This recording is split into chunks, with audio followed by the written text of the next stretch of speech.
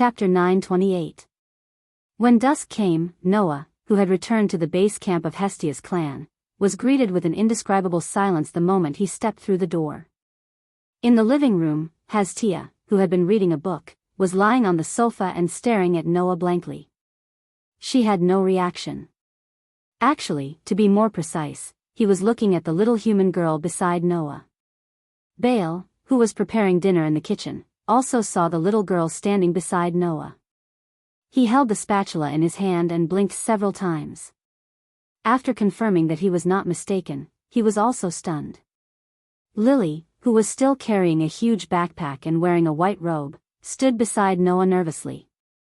When she saw Hestia's dumbfounded expression, she bowed deeply to Hestia. Hello. Lady Hestia. I'm Lily Luca Erda. I'm here to join your clan because of your reputation. Lily's speech did not break the silence in the hall. Instead, it made the atmosphere stiffen. The stiff atmosphere made Lily, who was already a little nervous, sweat drip down her forehead. She looked uneasy.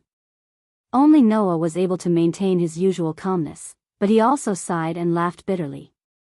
That's what she said. Don't you think it's rude to stand there in a daze?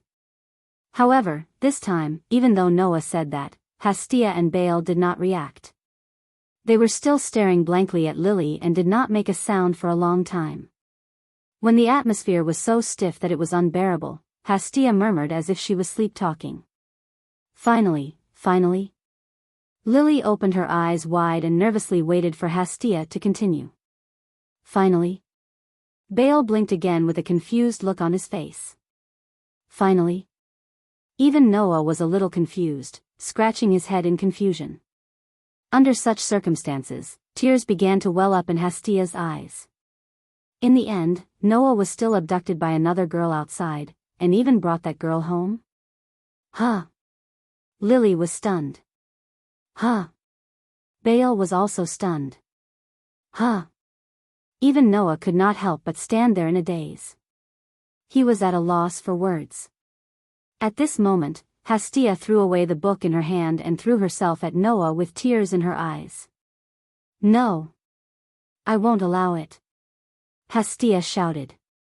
Before Noah could react, she threw herself on Noah and hugged Noah's head tightly with both hands. She even clamped her legs tightly on Noah's waist as she cried. I can't be abducted by a girl outside. Noah. All girls are vixens. They will eat Noah until there's nothing left. Only I, a pure virgin goddess, am worthy of you. Oh. Noah, who was hugged by Hestia, was completely stunned. His head was pressed in Hestia's arms, and his face was directly pressed into the goddess's breasts. Then, without even the time to feel shaken, Noah's breathing gradually became uneven. In the end, he couldn't even breathe, and his face turned ashen. Even if he was a god slayer, he still needed to breathe. Even if he was the darling of the world, Noah couldn't live without air. Therefore, under that unexpected attack, Noah's biggest crisis in history actually occurred at this time. Unable to even speak, Noah was so suffocated that his eyes rolled back and he fell to the ground. Lord Noah! Lily exclaimed. Exalted God! Baal also reacted. He rushed out of the kitchen and paced around anxiously. Quick! Let go of the leader. He's going to die. He's going to die. Hestia seemed to have only just realized what situation Noah was in. She lowered her head and looked at Noah, who was in her arms, and her eyes widened. Instead of letting go, she anxiously hugged him tighter. Wah! Noah! You can't die. If you die, what will happen to me? Then hurry up and let go of me. Noah roared in his heart, but because of the lack of oxygen, he began to gradually become confused. Even his hands and feet became weak, and he couldn't pull away from the goddess. In the end, Noah could only faintly hear the screams of Hestia, Lily, and Baal, and then he lost consciousness. 10 minutes later, Noah, who was lying on the sofa, pressed his head and looked weak. Seeing Noah's weak appearance, Lily and Baal shuddered. They didn't expect that the tyrant, who couldn't even defeat Eulalia's ultimate weapon and single-handedly destroyed the entire Apollonian race, would almost be suffocated to death in Hestia's arms. The weapon named Goddess was simply too terrifying. Even Noah had a bitter smile on his face. I almost became the first god slayer in history to be suffocated to death by a girl. Hestia looked at Noah with tears in her eyes. Noah, what did you just say? Nothing. Noah sighed loudly, sat up from the sofa, and looked at Hestia with an annoyed expression. I want to ask you, what's wrong with you? Who told Noah to be abducted by a vixen outside? Hestia stared at Lily and pointed at her nose. By the way, who the hell are you? Lily's body stiffened when she saw Hestia's fierce glare. She didn't know what to do. Hey, Commander, Baal sneaked up to Noah and whispered. That child is the one who stole the weapon you bought for me last time, right? Yes. Noah didn't hide anything and nodded. Well, a lot of things have happened. In short, this child isn't a bad person. Don't worry about what happened in the past. No. I don't care. Baal quickly shook his head. Commander, you bought the weapon for me. Of course, you can decide what to do with it. I won't have any objections. That's good. Noah scratched his cheek and turned to Hestia, who was glaring at Lily. Hestia, don't be so hostile. A lot of things have happened to this child. She has suffered a lot in the past. If possible, I hope you can let her join our clan, so that she can enjoy the good times after the suffering. Hestia immediately raised her eyebrows, but her eyes didn't move away from Lily. She stared at Lily and puffed up her cheeks. Are you really not a bad girl who wants to abduct Noah? Lily doesn't have such thoughts. Lily quickly shook her head. Lily is just an insignificant supporter. How could I possibly abduct Lord Noah? That's hard to say. Hestia's eyes were filled with doubt. I've seen many famous people fall into depravity because of a woman. Who knows if you're here to harm Noah? Lily lowered her head as if she couldn't find the words to refute. Hestia, Noah frowned and knocked on Hestia's head. She's here to seek refuge with you. How could you say such unpleasant words? But... Tears welled up in Hestia's eyes again. She looked at Noah with a pitiful gaze. I'm worried.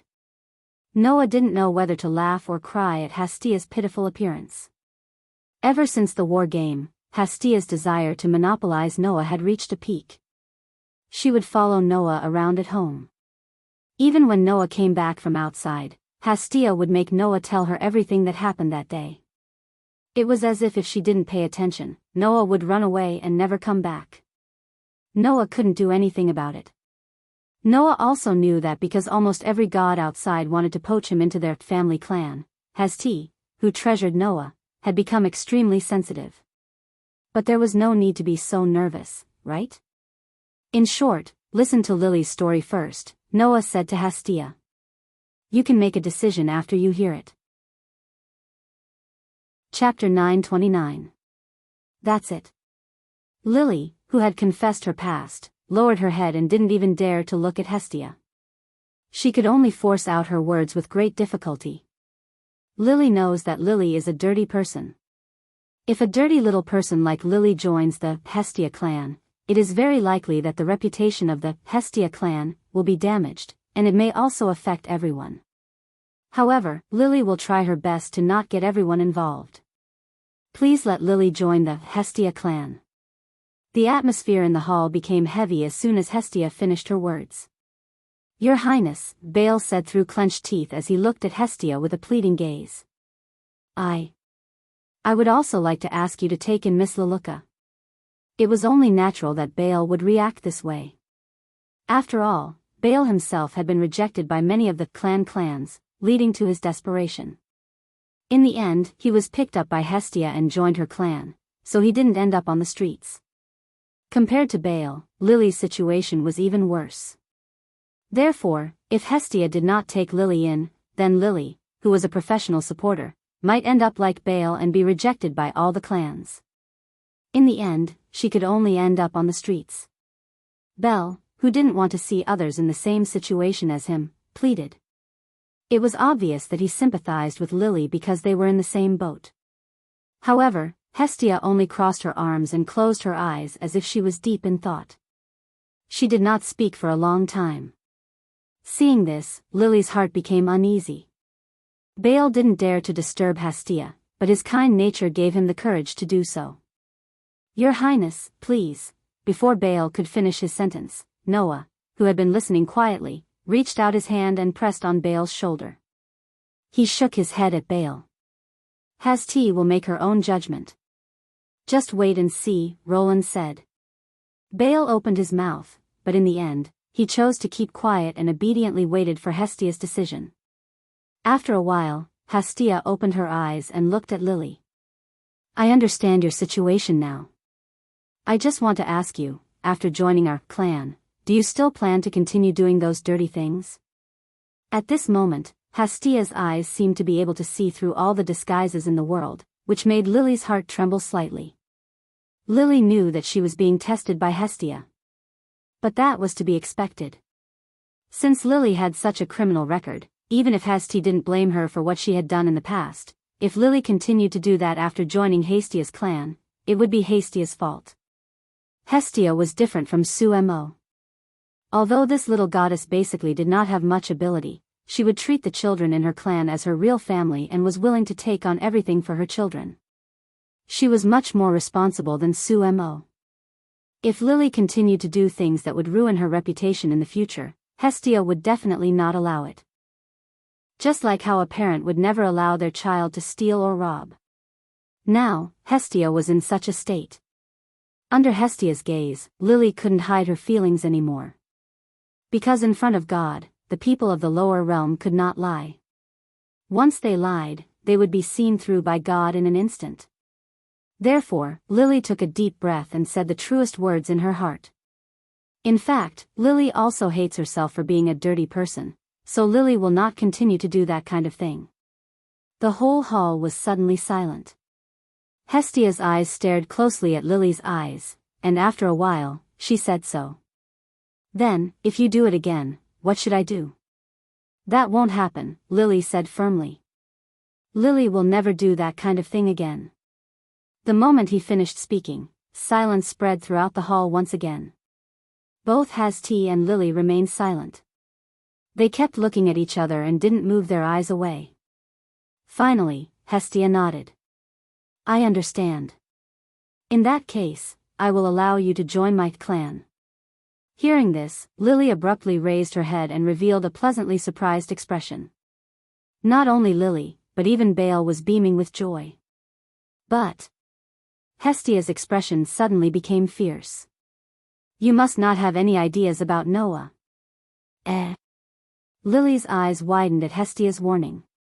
Before Lily could react, Hestia trotted to Noah's side and hugged Noah's arm. She looked down at Lily condescendingly. Noah belongs to me alone. No one can have him. Lily's face twitched. For a moment, Lily had a strong urge to change her mind. She wanted to join Hestia's clan. Exalted goddess. Even Belle had an awkward expression on his face as he apologized to Lily. I'm sorry, Miss Lily. Lady Exalted Goddess means no harm. She just likes Leader too much. That's right. Hestia raised her head and said proudly. In this world, no one likes Noah more than I do. So, no one is allowed to touch my Noah. Hestia said proudly. What she did not know was that her love did not make Leyland's heart beat faster. Instead, it made him feel very heavy. Noah could only look at Lily speechlessly. Don't worry about this guy. Since you've joined our clan, you can live here from now on. Yes. Lily agreed with a face full of joy. However, Bale suddenly raised his hand timidly. There are only 3 rooms here, right? Noah and Hestia looked at each other in dismay. Indeed, there were only 3 rooms in this house. I can sleep in the living room. Bale quickly said. There's a sofa here. It's more comfortable than a bed. I can sleep in the living room. How can that be? Lily quickly shook her head. Lily is the youngest in Hastia's family. She should be the one to sleep in the living room. That won't do. Hastia objected, but what she said was different from what she had expected. I don't feel safe letting Miss Supporter sleep in a place where I can't see her. What if she suddenly breaks into Noah's room in the middle of the night? Lily and Bale were speechless. At this time, Hestia's eyes slightly turned and lit up. Right. Just let Miss Supporter stay in my room. Noah, Bale, and Lily looked at each other when they heard Hestia's words. Indeed, this was the best way to go. Unfortunately, Hastia didn't finish her words. Let Miss Supporter sleep in my room, and I'll share a room with Noah. Hestia finally revealed her plan. This way, I can keep an eye on Noah and prevent Noah from being abducted by a vixen. Lily and Bale almost fell to the ground.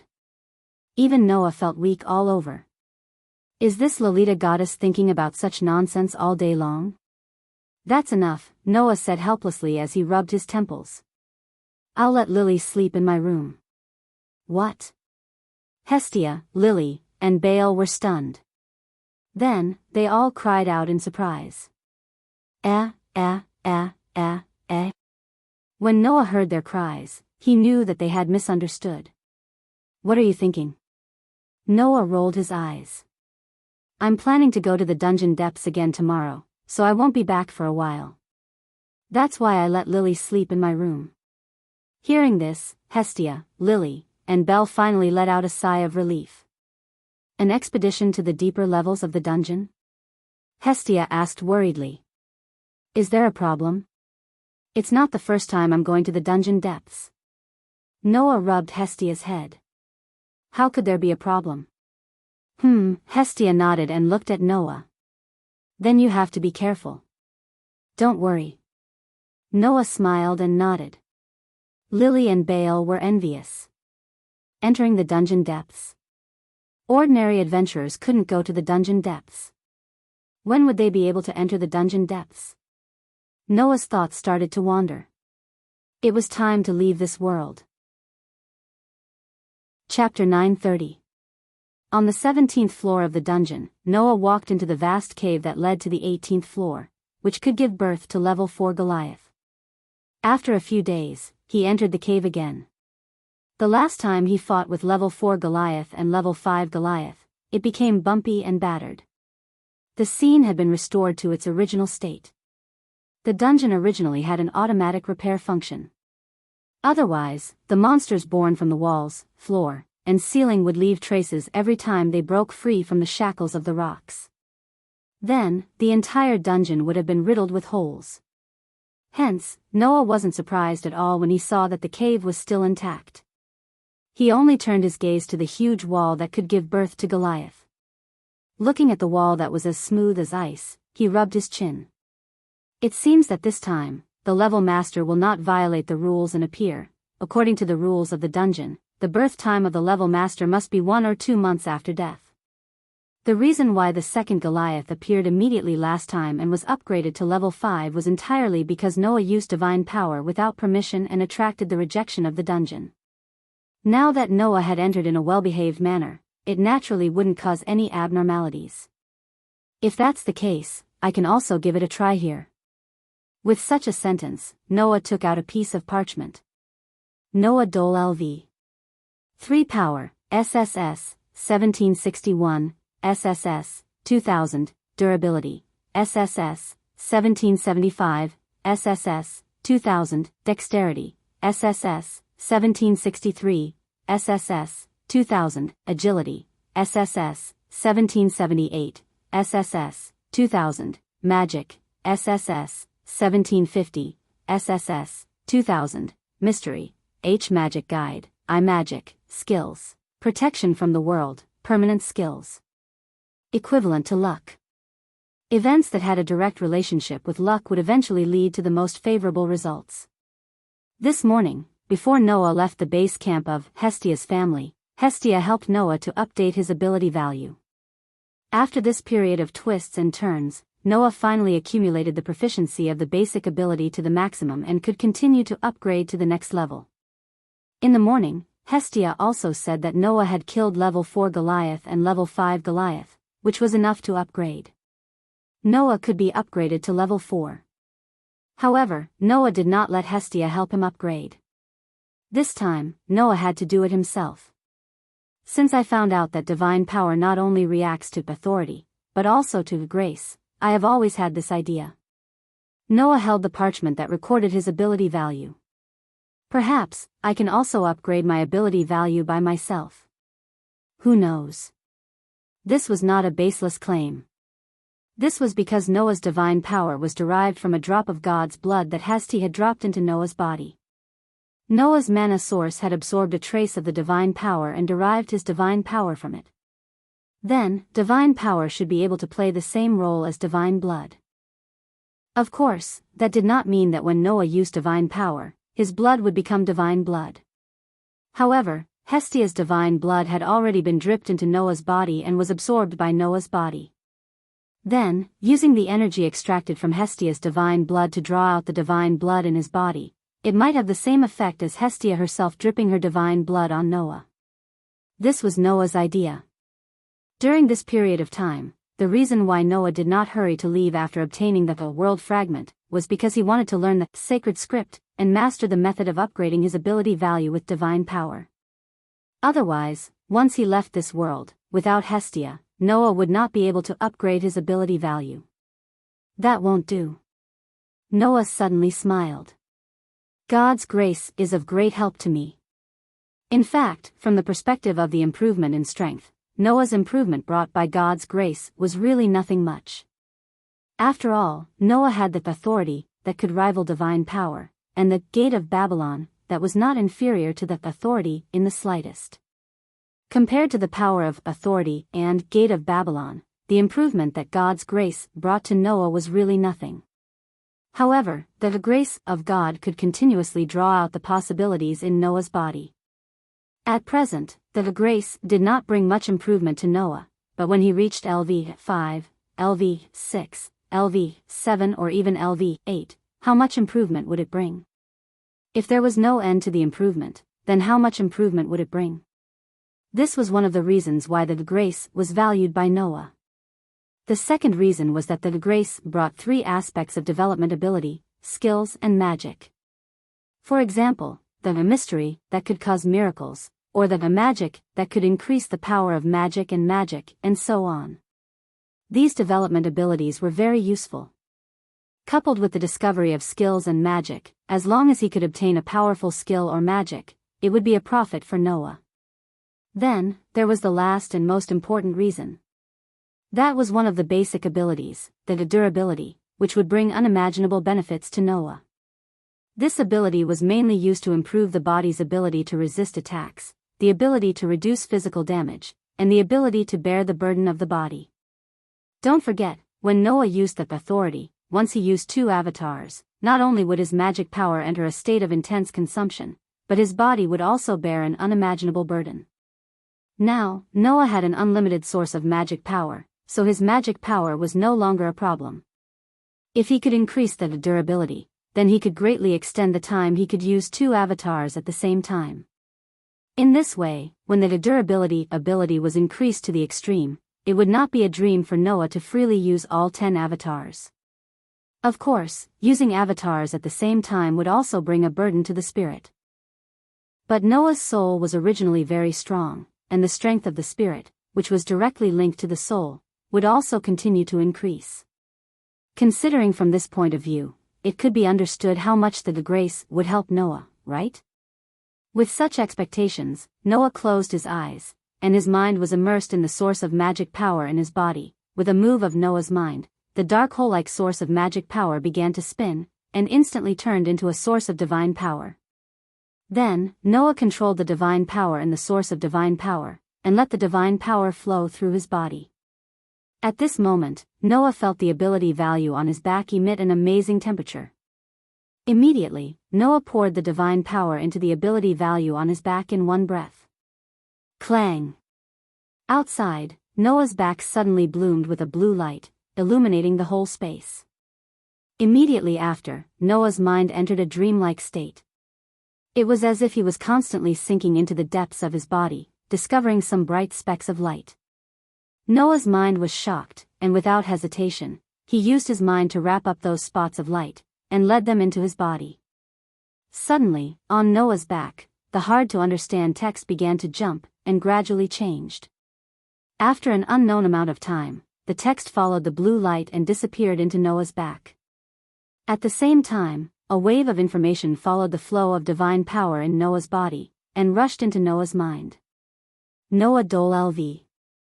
For strength, SSS, 2000, A, 846, durability, SSS, 2000, A, 868, dexterity, SSS, 2000, A, 855, agility, SSS, 2000, A, 873, magic, SSS, 2000, A, 842, mystery, H magic, I swordsman, I magic skill, protection from the world, a permanent skill. Equivalent to luck. Events that were directly related to luck would eventually lead to the most beneficial result. The corner of Noah's mouth slowly lifted. Chapter 931. This was a very peaceful forest. There were no signs of human habitation, and there was no end to it. It was like an endless ocean. At a glance, everything was green.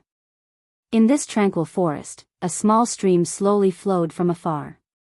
It was like a small Milky Way, embellishing this lush sea of trees, giving people a feeling of being in a paradise. However, this tranquility did not last long. Bang! Accompanied by an extremely sudden and heavy muffled sound, a rather large black shadow suddenly shot out from a corner of the forest. Soon after, it crashed onto the ground. Dong! Under the impact of the rather large black shadow, the ground trembled slightly. Gravel flew everywhere, and smoke rose everywhere. After which, amidst the dense dust and rock fragments that flew in all directions, the enormous black figure rubbed against the ground, plowing a long gully on the ground. It dragged for nearly 100 meters before slowly coming to a stop. Upon closer inspection, it was actually a giant made of stone. It was about 2 to 3 meters tall, and had an extremely sturdy human silhouette. Paw paw paw paw. The sudden huge movement caused the birds in the forest to flutter their wings in panic and flee. Ayo! The stone giant that was knocked down on the ground let out a roar that was both angry and fearful. It struggled to get up from the ground. At this moment, in the depths of the forest, a clear sound of footsteps began to reverberate. In the clear sound of footsteps, a human figure slowly appeared in front of it. Ayo! Looking at the figure that slowly appeared from the depths of the forest, the stone giant's roar became even more fearful. Then, the owner of the figure stopped and slightly raised his head, exposing his face to the dazzling sun. The newcomer had black hair and black eyes. It was Noah who left the world of looking for a chance encounter in the underground city, and came to a new world. Looking at the big guy that was roaring at him, Noah raised his eyebrows. You seem to be able to more or less understand the meaning of my words. Then, you should know that if you continue to fight like this, you definitely won't be able to win against me. Why don't you just obediently back down here?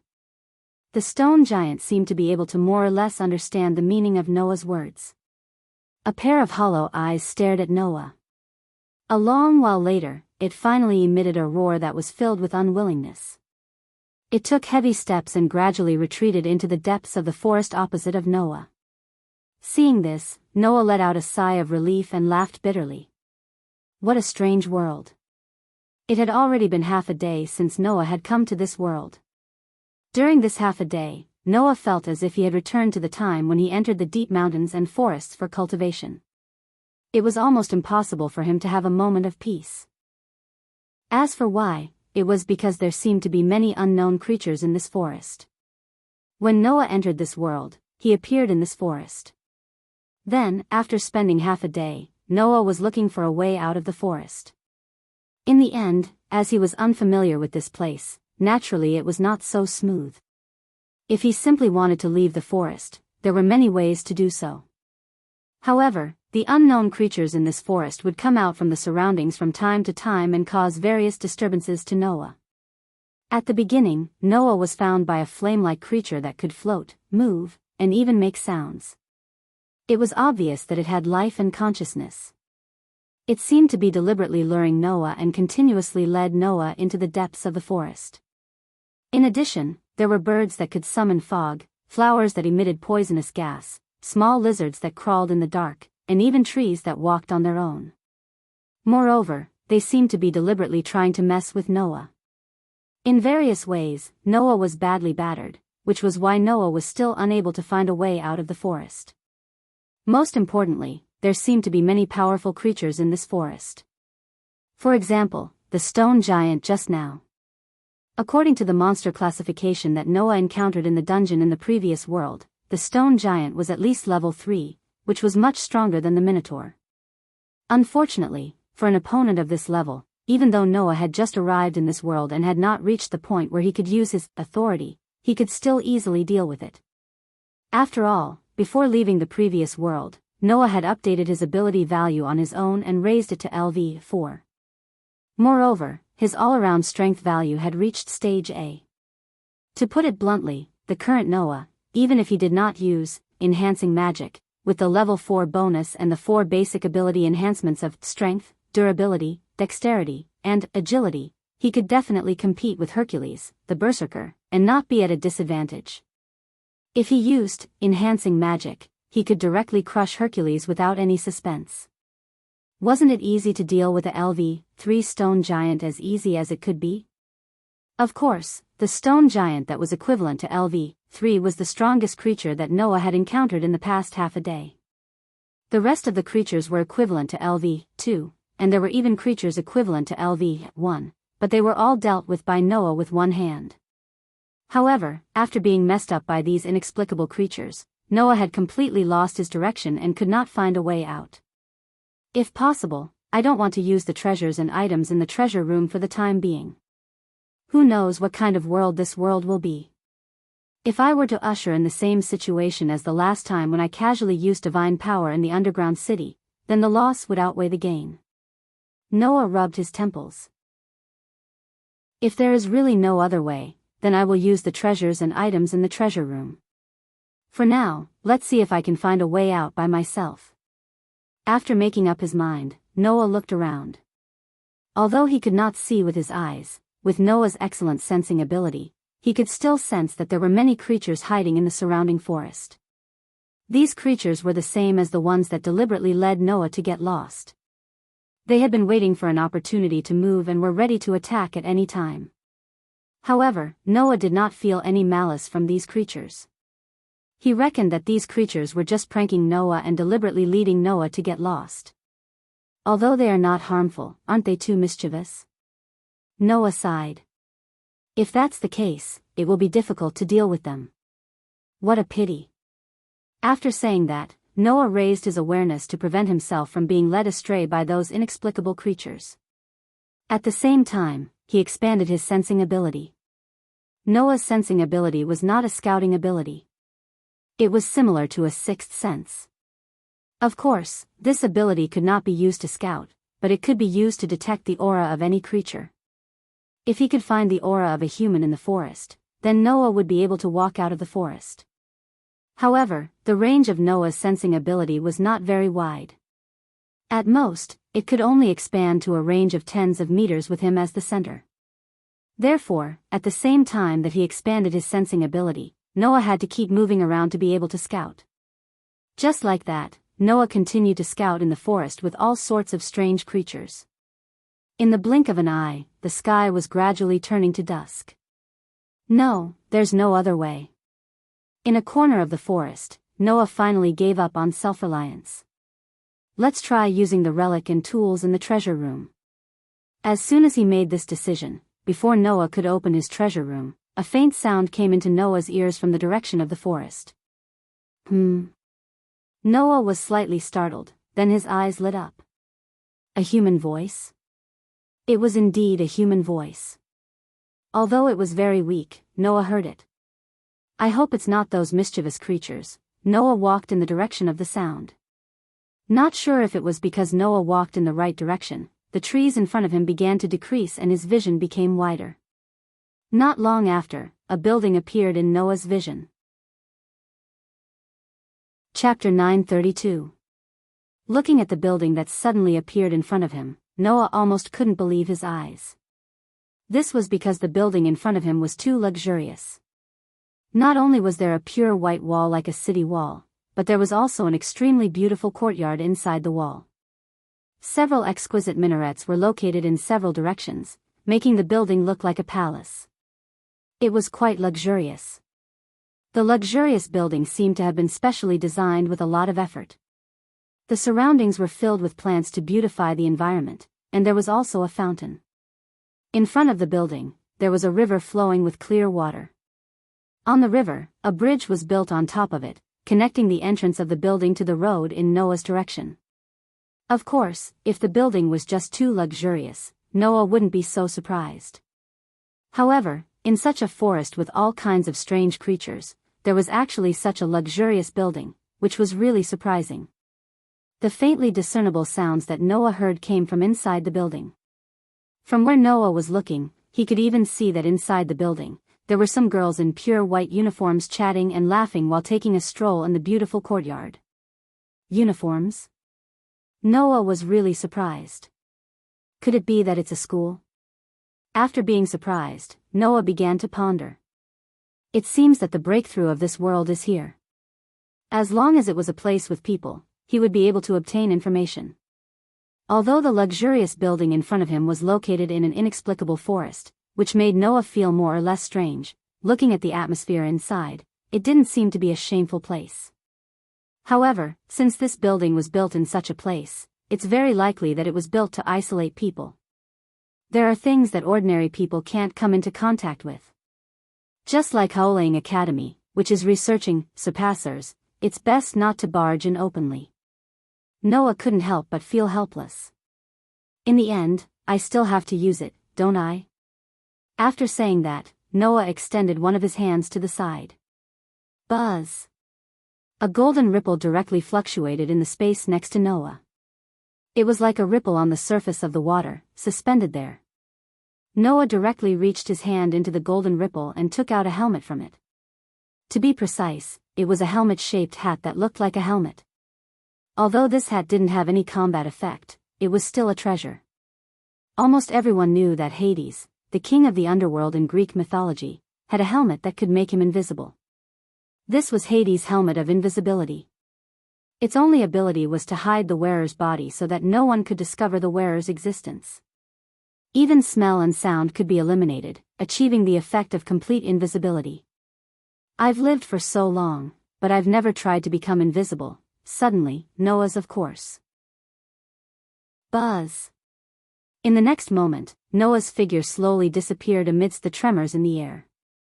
Once he sneaked into the luxurious palace-like building, the first thing he did was to the courtyard.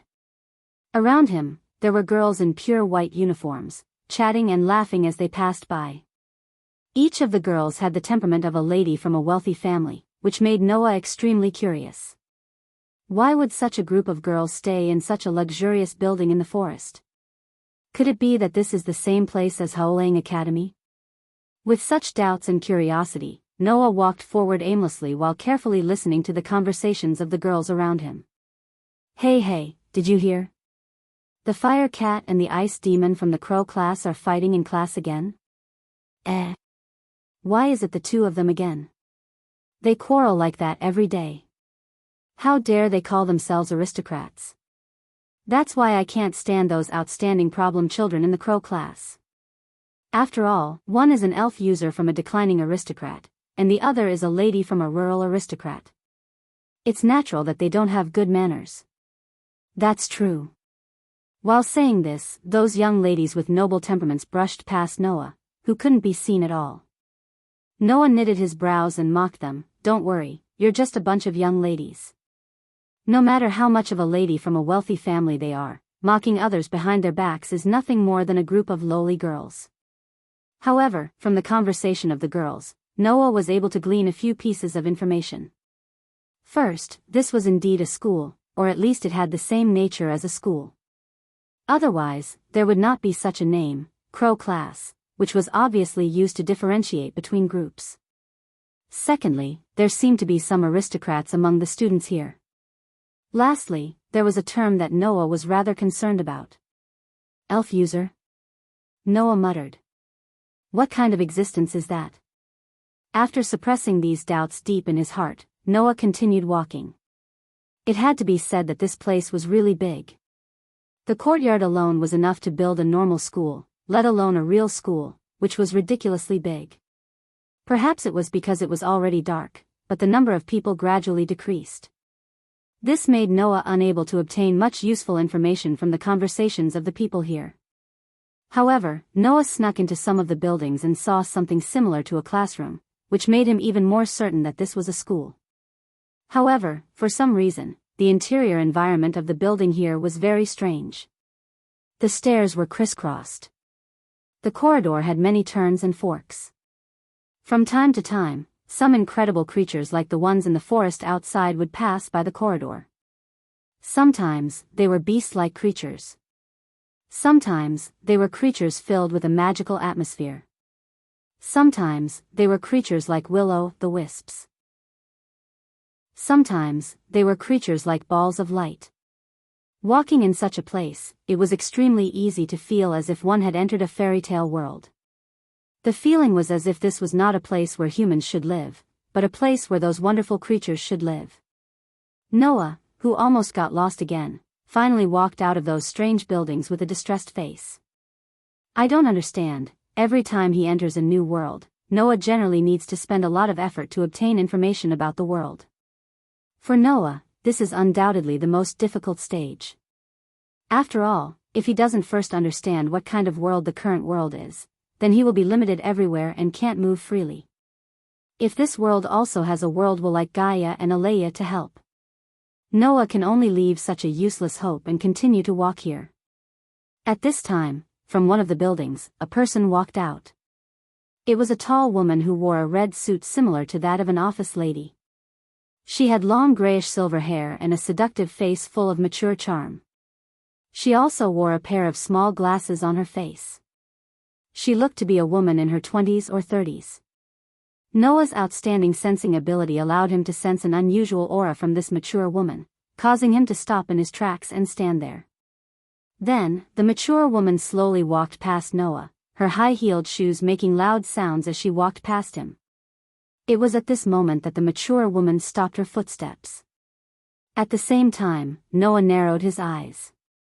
Then, Noah, whose back was facing the mature woman, heard such a bewitching voice with a sneer and admiration. You can actually let me get close to you before I notice your existence. You can be proud, intruder. The moment the words fell, a thick dark fog suddenly rose from Noah's back. Chi. Following the emergence of the black fog, the surrounding air seemed to be filled with the smell of death and decay. This caused the leaves that fell from the nearby trees to rapidly wither at a speed visible to the naked eye when they came into contact with the fog. In an instant, they had completely withered and lost all signs of life. Immediately, the pitch-black fog was like a tidal wave. With a roll, it surged wildly toward Noah, who was wearing an invisible helmet and concealing his figure. Chapter 933. Who? The thick dark fog surged out and directly shrouded Noah, who was wearing the invisibility helmet. There was not the slightest deviation, telling Noah that the other party was not bluffing, but had really discovered him. Hence, Noah's body moved as he sensed the corrosive wind coming from behind him. He suddenly shifted in the air and retreated in an instant. Bang! The dark fog with some fishy wind hit the ground where Noah was just now, setting off a strong impact wind, but it did not damage the ground at all. However, if a living person were to come into contact with that corrosive wind, their skin would probably be corroded, right? The pitch-black fog that mist condensed in mid-air, turning into a pitch-black mass that looked like sewage. It fell on one of the mature woman's outstretched hands. The other party held the dark mass like dirty water and licked the corner of her mouth like a cruel demon, but also like an evil witch. Her eyes, which were the same color as her hair, shot straight in the direction of Noah. Come out, in front of me, that kind of little trick is useless. Don't tell me you haven't heard of my name, Twilight Witch, Grey Vath Sharumas. I really haven't heard of it. Noah curled his lips and took off the invisibility helmet on his head. Immediately, Noah's figure slowly appeared in front of the woman who called herself Grey Vath. Oh. Grey Vath raised her eyebrows. It's actually a man? Noah could more or less guess the reason why the other party said so. This was most likely an all-girls school.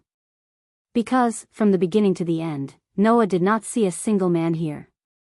So, that's why the other party had such a reaction, right? Can I ask? Noah glanced at the dark mass that undulated back and forth on Grey Vath's hand, then looked directly at Grey Vath and asked.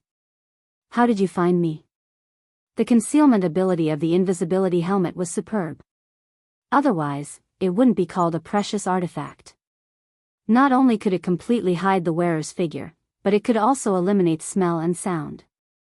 Logically speaking, apart from someone like Noah who had a sixth sense, they shouldn't have been able to discover it. You're really good at hiding yourself.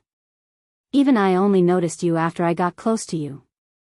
I guess it's because you don't have any malicious intent or killing intent, right? Grey and Vath looked at Noah with interest. It's a pity that I've offended too many people. Up until now, I've spent more than half of my life being targeted by assassins hiding in the dark. It's useless to hide beside me. I see.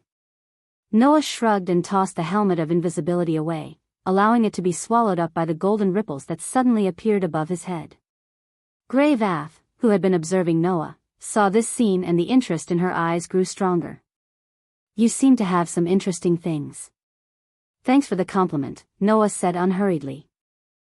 Anyway, I'm not here to assassinate you, and I don't have any improper thoughts about anyone here. For this reason, can you let me go? That won't do. Grey Vath licked the corner of her mouth once again. Her expression was like a demon eyeing its prey, with a hint of flirtatiousness. This is the Elven Academy of Alicia, which specializes in nurturing elven envoys. More than half of the noble ladies of the Alicia Empire are here. If I let a man like you run around and something happens, I'll be in big trouble. Although that was what she said, Grey Vath didn't seem to be worried about this at all.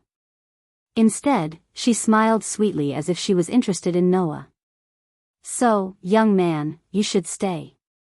After saying that, Grey Vath slowly clenched her hand that was holding the pitch-black lump. Wang! Suddenly, the pitch-black lump in Grey Vath's hand rose up as if it was boiling. It gradually extended and turned into a long strip. In the next moment, the color that covered the long strip of pitch-black lump began to fade, exposing the object inside the lump to the air. It was a pitch-black knight's sword. Like a demon's scythe, the pitch-black knight's sword stirred up gusts of chilly wind. The moment the pitch-black knight's sword appeared, Noah's eyes narrowed. Without any warning, he took a step back. A golden ripple appeared in his hand, and a knight's sword flickered with golden light and fell into Noah's hand. Clang! Almost at the same time, the pitch-black knight's sword turned into a sword light, bringing along a cold arc as it shot towards Noah's throat. Clang! The sound of steel colliding with steel echoed in the air. The golden knight's sword clashed with the pitch-black knight's sword, creating sparks that filled the sky. Through the sparks that filled the sky, Noah and Grey Vath held their weapons tightly and looked at each other in surprise. So fast, this was the reason why Noah was surprised. He actually took it. This was the reason why Grey Vath was surprised. After the surprise, the two of them looked at each other with interest. At that moment, Noah's hand that was holding the sword tightened, and the strength that was added to the sword instantly increased by a few points. Clang! The two knights' swords clashed together violently, creating even more intense sparks. Grey Vath only felt a huge force pushing against Noah's sword, forcing her to give up the fight with Noah. As expected of a man, you have quite a lot of strength.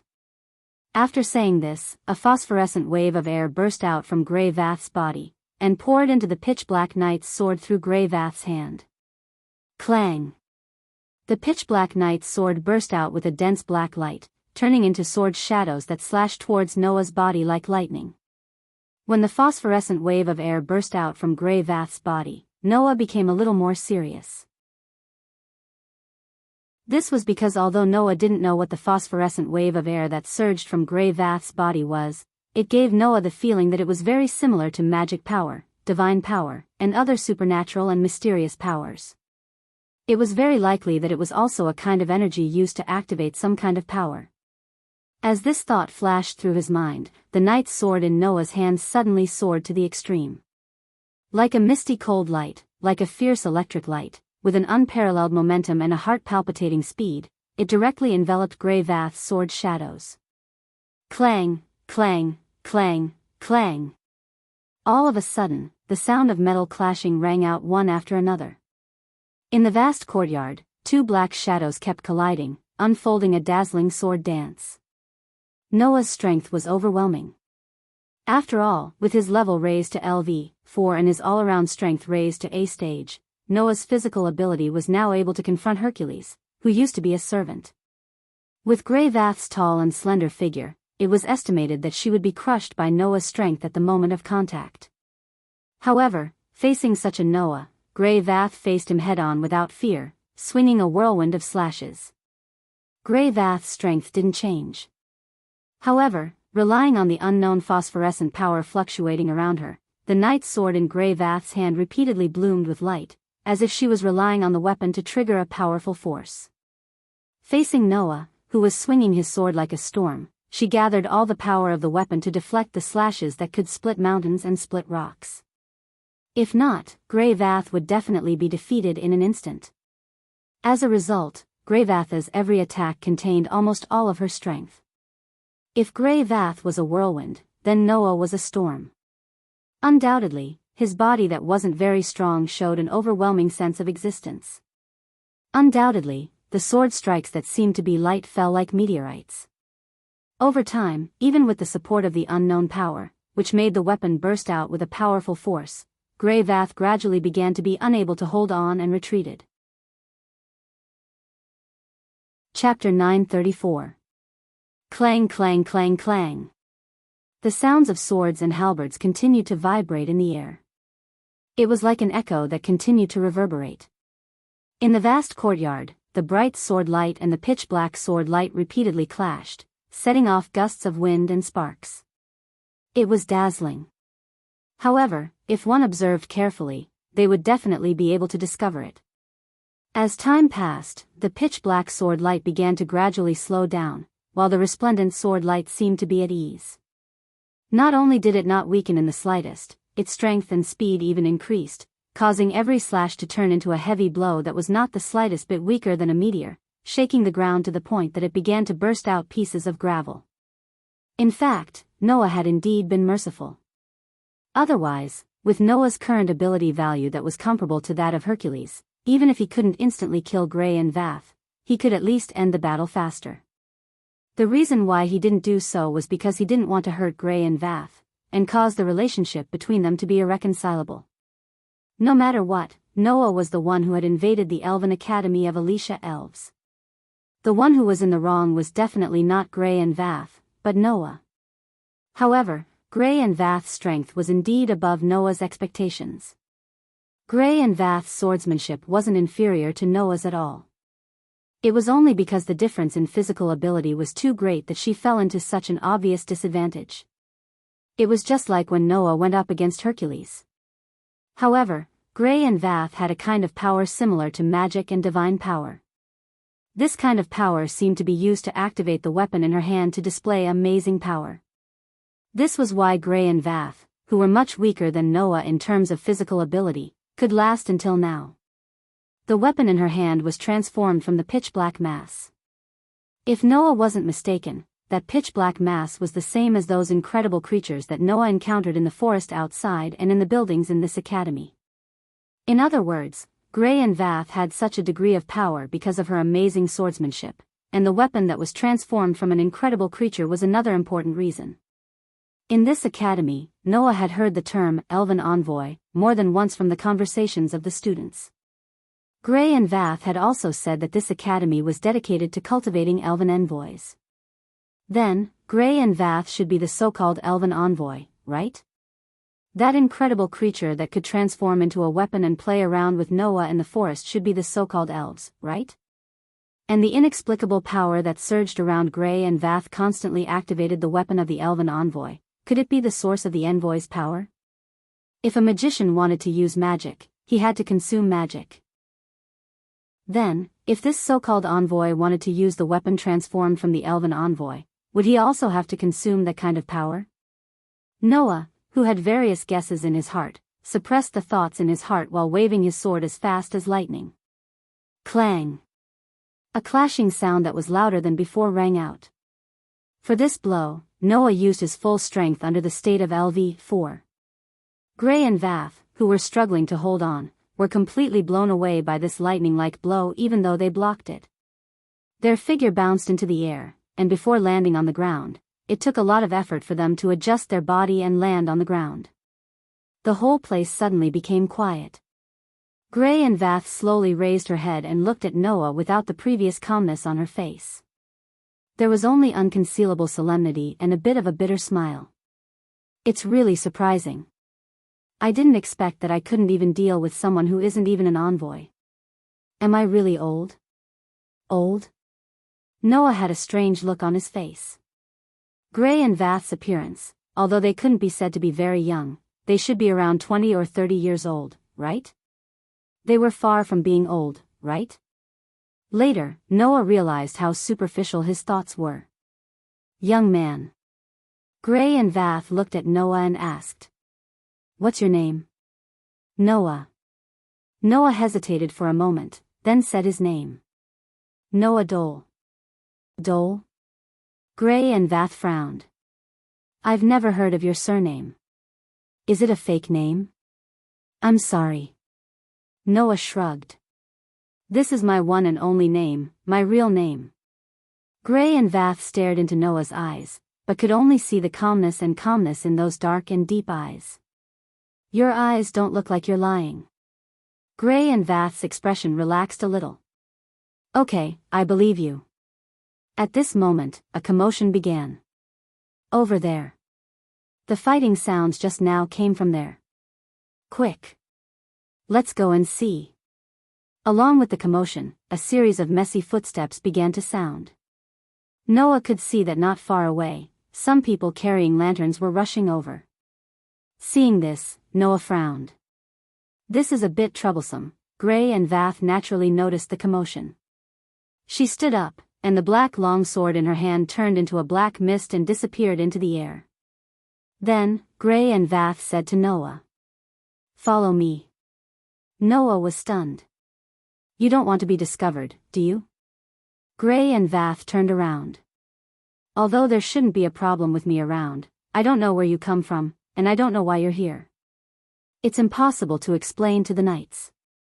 If you don't explain, you'll only become a suspicious person. To avoid trouble, follow me. After that, Gray and Vath ignored Noah, as if they were sure that Noah would follow them. They walked towards the door of the building that they had walked out from earlier. Noah glanced at Gray and Vath, and then looked at the group of black figures that were gradually approaching. In the end, he helplessly threw the relic in his hand back into the treasury and caught up with Gray and Vath. In the empty corridor, Gray and Vath walked in front of Noah with clear footsteps made by their high heels. They shuttled back and forth in the complicated corridor without stopping at all. Noah, who was following behind Gray and Vath, could only ask in confusion. Why is the terrain here so complicated? For us humans, this kind of environment is indeed difficult to adapt to, but for the elves, this kind of place is very comfortable, Gray and Vath replied without turning back. Basically, every place that has a lot to do with the elves will be built like this. Compared to humans, we should consider the comfort of the elves more. Don't tell me you don't know this? I really don't know, Noah muttered in his heart, and at the same time, he confirmed his previous guess. Those incredible creatures are indeed elves. Elves are messengers? Noah's heart jumped because of the unknown power. I wonder if this power can also help me? With this thought in mind, under the lead of Gray and Vath, Noah stopped in front of a heavy door. Come in. Gray and Vath pushed the door open and walked in. This is my office. At this time, no one will come in. Noah didn't pretend to be pretentious. Under the lead of Gray and Vath, he walked into the office. It was a very spacious and luxurious office. The area was comparable to a hall, and the floor was covered with a red carpet. There were all kinds of decorative curtains hanging on the surrounding walls, and there was an office desk in front of them. Instead of calling it an office, it was more like a conference room. It was just that it lacked a round table. Gray and Vath sat down behind the office desk. She crossed her hands and placed them on the table. She looked straight at Noah, and the corner of her mouth curled up slightly. "All right, young man, it's time to tell me your origin, right?" "Origin?" Noah looked around and answered absent-mindedly. "Didn't I tell you my name already?" "Oh." Gray and Vath narrowed her eyes. "In other words, you only want to tell me your name?" "I want to tell you something else." Noah turned his head and looked at Gray and Vath. "But, even if I tell you, you won't believe me. I might as well not tell you. You still choose to hide under such circumstances." "You have guts," Gray and Vath asked. "Then, what is your purpose?" Chapter 935. Purpose?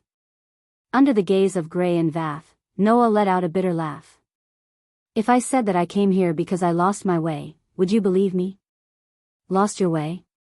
Gray and Vath were taken aback for a moment, and their eyes began to flicker with displeasure. "Since you lost your way, why did you sneak into this academy?" "What can I do?" Noah rolled his eyes.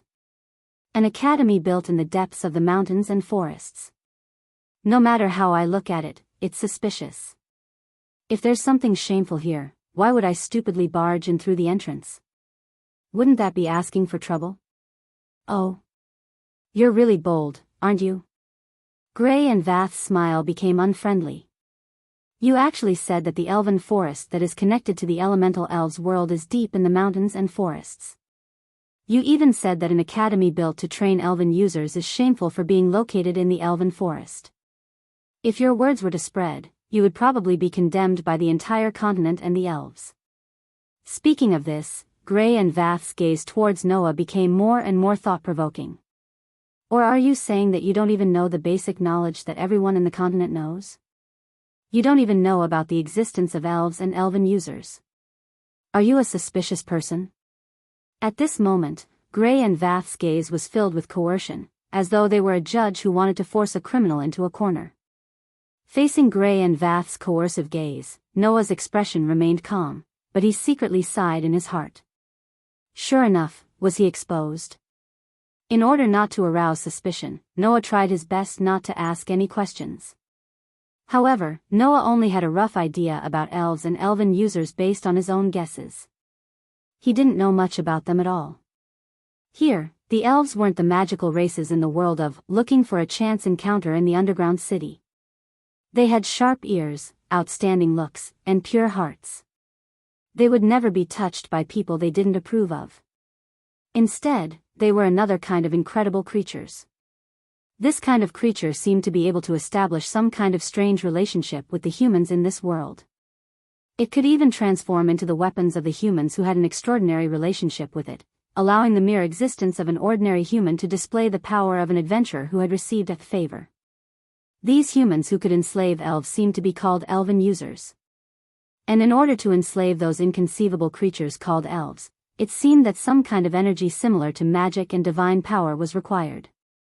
That was all Noah knew. Thus, with the increase in conversation, Noah, who basically didn't know much about this world, would naturally reveal his suspicious side. Since this was basic knowledge that everyone in this world knew, wouldn't it be suspicious if Noah didn't know? However, Noah couldn't stop the conversation with Gray and Vath. After all, Gray and Vath could discover Noah's suspicions through the conversation, and Noah could also obtain some information he wanted through the conversation. Therefore, Noah and Gray and Vath were simply testing each other. What kind of person I am, or even whether I'm suspicious or not, that's not important. What's important is that you only need to know that I don't have any enmity or malice towards this academy. Noah crossed his arms and swept his gaze around. But your identity is much easier to guess. You're not wearing a student's uniform, and you have such a luxurious personal office. You probably don't have a special position here, and you're the dean of this academy, right? Hearing this sentence, Gray and Vath weren't surprised that their identities were exposed. Instead, they were stunned and couldn't help but laugh a few times. Interesting. You actually don't even know me, the Twilight Witch. I'm really getting more and more interested in your identity. From Gray and Vath's words, it could be inferred that her name was absolutely resounding to the point where it could be known by everyone in the world. However, whether it was a good name or a bad one, that was unknown. After all, Gray and Vath herself had said that more than half of her life was spent being assassinated by others. So much so that Gray and Vath's senses were sharpened by the long-term assassinations to the point that even Noah, who was using Hades' invisibility helmet, could discover them. It was enough to see the ability of this mature woman. Noah, who had just arrived, didn't know Gray and Vath. It seemed that this place had become a suspicious place. Realizing this, Noah smiled bitterly in his heart. This witch was really hard to deal with. As you said, I am indeed the dean of this academy, Gray and Vath admitted straightforwardly. Originally, the best way to deal with a suspicious person like you is to directly report to the Empire and let the Empire deal with it. However, since even I can't do anything to you, then even if the Empire's most elite knights are dispatched, I'm afraid that they won't be able to do anything to you. In order to avoid unnecessary disputes and casualties, I will turn a blind eye. As long as I can confirm that you don't really have any ulterior motives, to me, that's enough. After saying that, Gray and Vath stood up and crossed their arms. However, you are an existence that isn't even an elven envoy, and even I can't do anything to you. If I let you walk freely in the Empire, you might really cause some trouble. What should I do? Oh. Noah's heart skipped a beat, and he asked without batting an eyelid. Could it be that just because I'm not an elven envoy, I can't do anything to an elven envoy? For an ordinary person who isn't an elven envoy, no matter how powerful their martial arts are, it would be extremely difficult to defeat an elven envoy. Gray and Vath looked at Noah with a strange expression. Not only can an elven envoy command elves to fight, but they can also turn them into elven magic equipment to display unimaginable fighting strength. They can even use elven magic through the contract with elves. With so many advantages, how can an ordinary person win?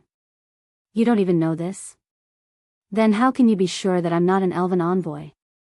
Noah asked curiously. Perhaps I just haven't commanded elves to fight. Haven't you thought of this possibility? You're an elven envoy? Gray and Vath looked at Noah with a strange expression. After a while, her expression was full of ridicule. Only a pure young girl can communicate with elves from the elemental world and form a contract with them. Are you not a man? Suddenly, Noah's whole body froze there. Only a pure young girl can form a contract with an elven envoy? What kind of gender discrimination was this? Looking at Gray and Vath's increasingly mocking expression, Noah's face twitched fiercely, and he said stubbornly. Who said that only a pure young girl can form a contract with an elven envoy? There are exceptions to everything, aren't there? Indeed, there was a male elven envoy in history. Gray and Vath couldn't help but laugh out loud. However, not to mention what that person did, there was only one male elven envoy in history. How could there be another one so easily? You also said that an ordinary person can't defeat an elven envoy. In the end, didn't I still defeat you? Noah pursed his lips. Perhaps I also have the talent of an elven envoy? You unexpectedly have a side that doesn't admit defeat. Gray and Vath pushed up the glasses on her face. Never mind. After saying that, Gray and Vath directly came in front of Noah, extended one hand, and tightly grasped Noah's wrist. Before Noah could figure out what Gray and Vath were doing, he felt a pure energy suddenly flowing from Gray and Vath's body, entering his body, and circulating around Noah's body. Wang! At this moment, the dark and hollow mana source in Noah's body trembled, and a suction force erupted out of nowhere, wrapping around a strand of pure energy that flowed into Noah's body, and tyrannically pulling it into the mana source. At this moment, Gray and Vath let go of Noah's hand, and nodded as expected. I have already checked. You don't have the constitution of a witch G that can communicate with elves. You can't be an elven envoy. Really? Noah's eyes flashed, and he suddenly smiled. Why don't you check again? Gray and Vath held Noah's hand indifferently, and poured a strand of pure energy into Noah's body. Suddenly, Gray and Vath froze on the spot, and exclaimed in surprise. How is that possible? Chapter 936. Divine Might. It was a kind of energy that elven envoys needed to consume when using elven devices and elven magic. When Gray and Vath turned the pitch-black elves into their weapons, they drew out the power of the weapon called elven device.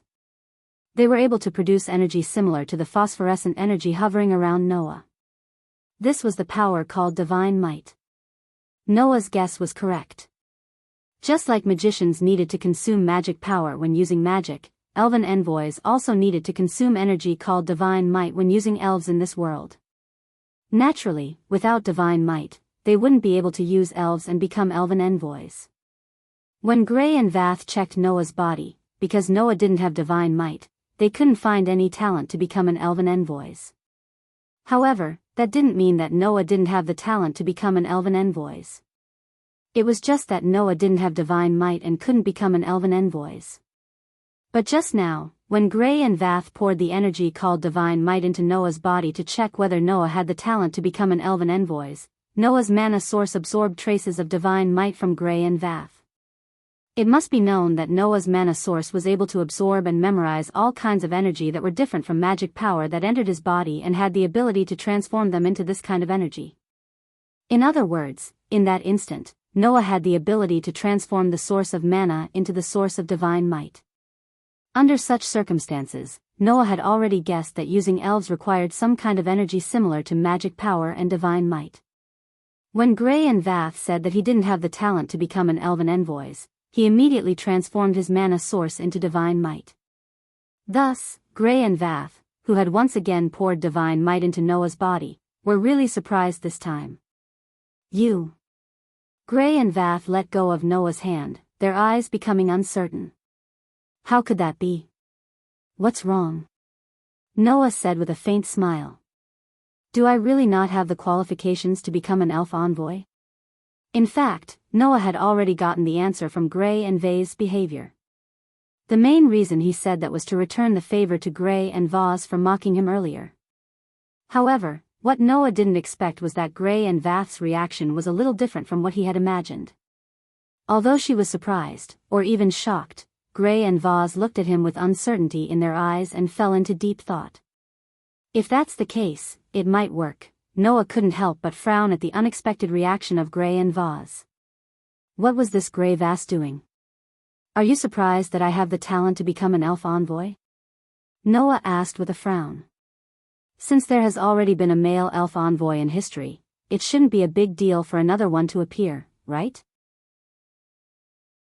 It's best for you to say that after you understand what the only male elf envoy in history did. Gray and Vath didn't react from their deep thought, and instead replied like a conditioned reflex. There is only one male elf envoy in history. His name is Solomon, and he is also known as the Demon King. He once brought about a destructive disaster on this continent, and can be said to be the most vicious and evil existence. If the fact that you are also a male elf envoy was exposed, would you still be able to say those words so easily? Hearing that, Noah's face sank slightly. At this moment, Noah finally realized what the change in his identity meant. If the only male elf envoy in history was really such an existence, then Noah would very likely be looked at through colored glasses by others, and be arbitrarily treated as the embodiment of disaster like the Demon King Solomon. The existence of a male elf envoy like the Demon King who brought destruction and disaster to the continent in the past, Gray and Vath said. Now, do you understand how easy it is to be surprised by the fact that you are a male elf envoy? Alright, Noah's furrowed brows slowly relaxed, and he looked at Gray and Vath. Then what do you plan to do with me? Noah wasn't the Demon King Solomon, and it was impossible for him to bring unimaginable disasters to this world like the demon King Solomon. It wasn't that Noah couldn't do it, but that Noah didn't want to. However, others might not think so. Since this was a world with an empire as its background, then most likely many people might be overly sensitive, and arbitrarily treat Noah as a threat to this continent. When the time came, in order to eliminate the threat before it sprouted, no one in this world would mind taking action against Noah. Although Noah wasn't afraid, if an unexpected disaster really came to him, he wouldn't be merciful. Even if Gray and Vaz were making things easy for him, it would be the same. However, just as Noah was thinking, Gray and Vaz suddenly asked such a question. "How old are you now?" "Me?" Noah tilted his head, but still answered, 19 years old this year, almost 20 years old. 19 years old? A smile suddenly appeared on Gray and Vaz's face. "Just in time, you barely passed." "What do you mean?" Noah was confused and said in a bad mood. "You want to kill me or cut me, just say it, and I'll take it. Why are you keeping me in suspense?" "Don't mind it." Grayvath waved her hand and brushed off Noah's question perfunctorily. Then, she said, "Don't worry." Then, she said, "Kid called Noah, do you want to stay here?" The sudden suggestion stunned Noah on the spot. "Stay here?" "That's right," Gray and Vaz said with assurance. "Although I don't know where you came from the looks of it, if you stay here, you don't have a proper status, right?" Noah didn't hide it and directly nodded in acknowledgement. "If you stay here, with my status and authority, I can definitely give you a proper status in the Audisia Empire," Gray and Vaz said. In the Audisia Empire, although the elven messengers can enjoy all kinds of privileges, because the elven messengers have great power, if they harbor evil intentions and intend to rebel, they will pose a great threat to the Empire. If you, as an elven messenger, don't even have a proper status, you will definitely be seen as a threat and be arrested by the Empire's elven knights. "Oh." Noah smiled, but there wasn't much of a smile in his eyes. "Do you think I will obediently listen to your orders because of this?" "How can that be?" Gray and Vaz spread out her hands. "You were able to beat me without using an elf, and without even having a contract with an elf. If you were to sign a contract with an elf, and obtain the power of an elf, then even if the Empire's 12 most outstanding elven envoys, the 12 knights, were all dispatched, it is still unknown whether they could do anything to you." Gray and Vaz looked straight at Noah and revealed a devilish smile. "But if the Empire keeps sending people to harass you, even if you come here with a plan, it will be difficult for you to take a single step. Why don't you accept my suggestion?" Noah looked straight at Gray and Vaz and said calmly. "What's the purpose?" It was obvious that Gray and Vaz wanted to keep Noah here, and there must be a reason. Otherwise, Gray and Vaz wouldn't suddenly keep a man in an academy full of pure and innocent girls. It's not really a purpose. Gray and Vaz might have felt that there was no benefit in hiding it from Noah, so they just said it like that. "I just want you to do me a favor." "A favor?" Noah asked. "What favor?" "Don't worry. With your ability, as long as you obtain an elf, it shouldn't be difficult." Gray and Vaz smiled sweetly. "As for what favor it is, you will know very soon. Anyway, it's not something harmful to you." Noah didn't ask any more questions. He just looked at Gray and Vaz, trying to find something from her eyes. Gray and Vaz didn't avoid Noah's gaze. Although there was a strange and unpredictable look in her eyes, there was no malice. "I finally understand why you have the title, Witch." Noah smacked his lips. "I understand. Let's each take what we need." Gray and Vaz smiled. It wasn't a flirtatious smile like before. Instead, it was a smile that came from the bottom of her heart. Chapter 937. In this world, apart from the world dominated by humans, there was another world. People called it the elemental spirit world. As the name suggested, it was a world inhabited by strange creatures called elves. In this elemental spirit world, there were all kinds of elves with strange abilities, and they were closely related to the world inhabited by humans. The only ones who could communicate with the elves with strange abilities were those pure and innocent girls among humans. These girls who could communicate with the elves were called witch concubines. Among them, there were also witch concubines who strengthened their bloodlines, talents, and other characteristics through generations of marriage, thus forming contracts with the elves and using the power of the elves. People called them elven envoys. As elven envoys, witch concubines could use the contracts they formed with the elves to summon the elves that lived in the elemental spirit world to their side.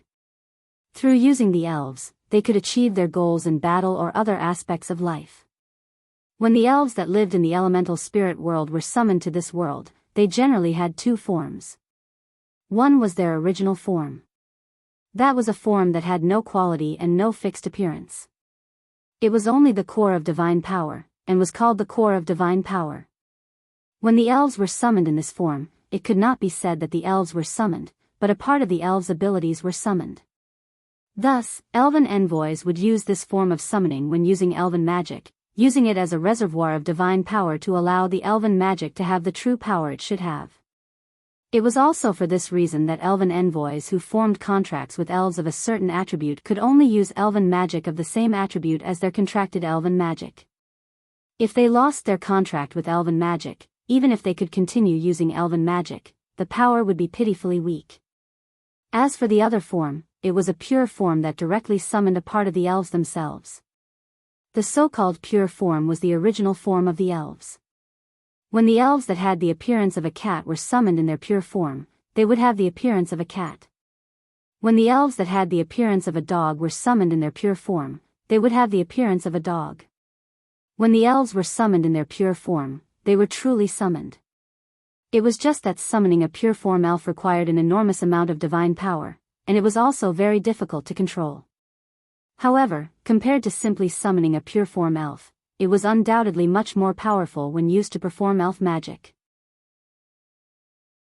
Using the purified form of the elves to a higher level, transforming a part of the purified form of the summoned elves into the most suitable weapon for oneself, and combining the powerful elven power with the elven user's own power, this was the realm where the elven user's power could reach the pinnacle. Elven device. Only a fully mature elf user could use the powerful equipment transformed from elves. It was precisely because one could obtain so much power after contracting with a fairy that the status of a fairy envoy was the most important no matter where one went. After forming a contract with an elf, one can not only use the elven magic of that element, but also command the elf, and even turn the elf into a powerful weapon. With so many advantages, no wonder Grey Vass said that it would be difficult for an ordinary person to defeat an elf user, no matter how powerful they are. In the dean's office, Noah flipped through a thick book with a helpless expression. Moreover, other than forming a contract with an elf user and being summoned to this world, the elves can also come to this world through the gates of the elemental elves world that exist all over this world. No wonder I met so many elves in the forest. The gates of the elemental elves world would sometimes open temporarily in a random place in this world. Sometimes, humans would use certain techniques and methods to stabilize the unstable entrances and form the gates. The reason why the Elven Academy was located here was because there was a gate that led to the elemental elves world. The forest around the Elven Academy was the residence of the elves who came here through the gates to the elemental elves world.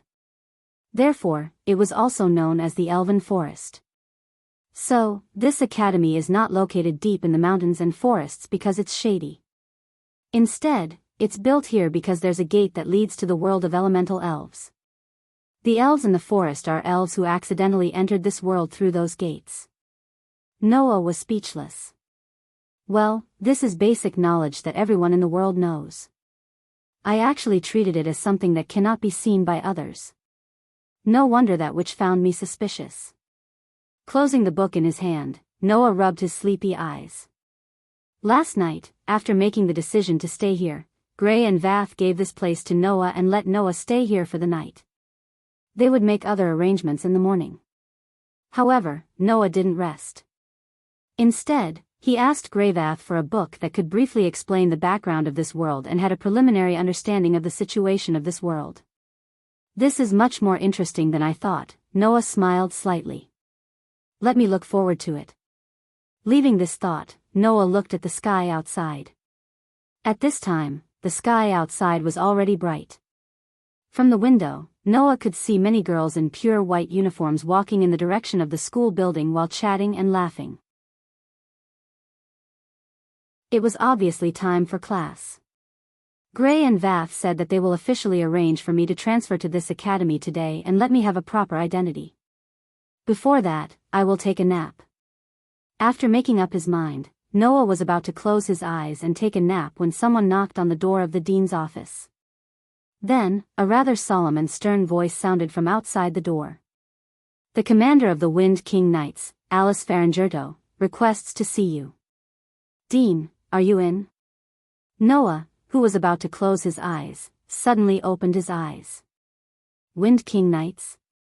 It was a knight order formed by the outstanding students in the academy to protect the Elven Academy. It was like the student union and the discipline committee in ordinary schools. However, because this Wind King Knights was made up of outstanding Elven users, their power was much greater than the student union and the discipline committee in ordinary schools. They even had the responsibility of banning students and people who caused problems. Last night, those people who rushed over after hearing the fighting between Noah and Gray and Vath were the students of the Wind King Knights.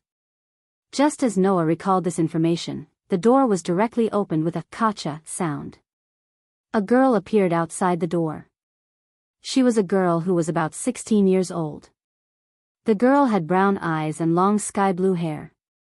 Her waist-length hair was tied into a ponytail and hung behind her. She was wearing a pure white uniform with some black lines.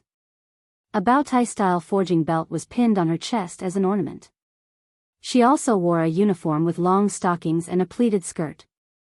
That was the uniform of the Elven Academy.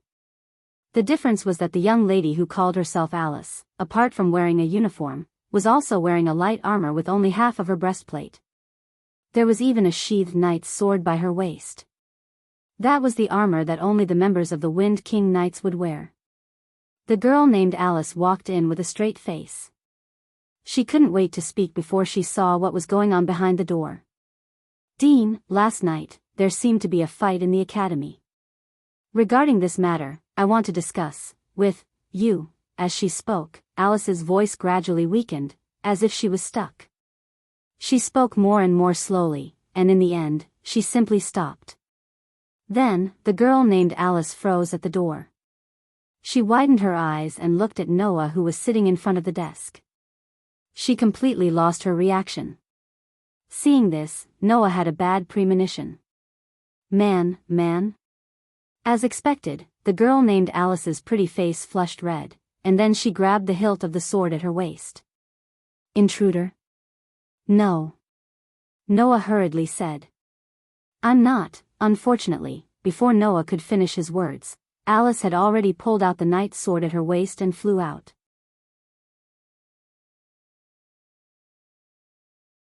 Chapter 938. Ha! With such a shout, the girl named Alice raised her sharp knight's sword and spun up. In an instant, she was in front of Noah, and with a leap, she jumped onto the desk. Seeing Alice charging over, Noah had already expected this outcome. Without any hesitation, he bounced off his seat and shot up. Almost at the same time, the sharp knight's sword sliced through the air and echoed in the office. Alice's knight's sword sliced through the spot where Noah had just been and landed in the air. At the same time, Noah, who had descended from the sky, lightly tapped the back of his chair with the tip of his toes. His body actually floated out and flew past Alice, who had leaped onto the office desk, and landed in the middle of the vast office. He then turned around and looked at Alice. Wait. I'm not an intruder. Tisk, as expected, to be able to invade this school, their skills are definitely not ordinary, right? Noah's words and Alice's words almost overlapped and rang out. So much so that Alice didn't hear Noah's words clearly, or rather, she didn't even want to hear Noah's words. She suddenly turned around and cast a stern gaze on Noah. However, don't even think about escaping from the hands of my Wind King Knights. After saying that, Alice's delicate body bounced and rushed towards Noah's direction. The sharp knight's sword in her hand glowed with a cold light as she pointed it at Noah's shoulder. It seemed that even though Alice mistook Noah as an intruder, she didn't intend to kill Noah. However, this way, Noah couldn't be too harsh on Alice. At that moment, Noah could only lightly tap the ground with the tip of his foot once again and retreat explosively. Alice immediately closed in and waved the long sword in her hand, turning it into streaks of sword light that flashed towards Noah's direction. "Hey! Wait!" Noah hurriedly explained while dodging the streaks of sword light with his nimble body, causing the knight's sword to hit empty air. "I'm not an intruder. I'm also a student here." However, this sentence caused Alice's sword to move even faster, continuously slashing towards Noah. "You can even tell such a stupid lie? You'd better wake up." Noah's explanation did indeed sound like a stupid lie. After all, everyone knew that the Elven Academy specialized in cultivating elven envoys. And only the pure witch G could be an elven envoy. How could a man like Noah be a student of the Elven Academy? This was Alice's thought, and it was definitely the thought of everyone who heard Noah's words. Noah could only repeatedly dodge Alice's slashes, and it was as if he was dancing an extremely intense dance with Alice. His footsteps were strong, powerful, and agile as he dodged from time to time, retreated from time to time, passed by Alice from time to time, and swapped positions from time to time. In the vast office, he vividly displayed his movement technique. "I'm really a student here." Noah gradually began to feel impatient. "If you continue to attack me, I'm going to retaliate." "Retaliate? Why don't you try fighting back?" Alice seemed to be enraged, and the slashes in her hands became more ferocious. "Don't keep dodging. Be a good boy and be turned into sashimi." "Why sashimi?" Noah couldn't help but complain, but his impatience had reached its limit. Without any hesitation, he dodged Alice's slashes. Noah's gaze swept the surroundings, and then stopped at a ribbon that was fastened to a hanging curtain by the wall. Duh! In the next instant, Noah stomped heavily on the ground, and his body shot out. In an instant, his body flashed to the side of the wall. He extended his hand and pulling the ribbon off. "Wake up!" The girl named Alice didn't give up and rushed forward.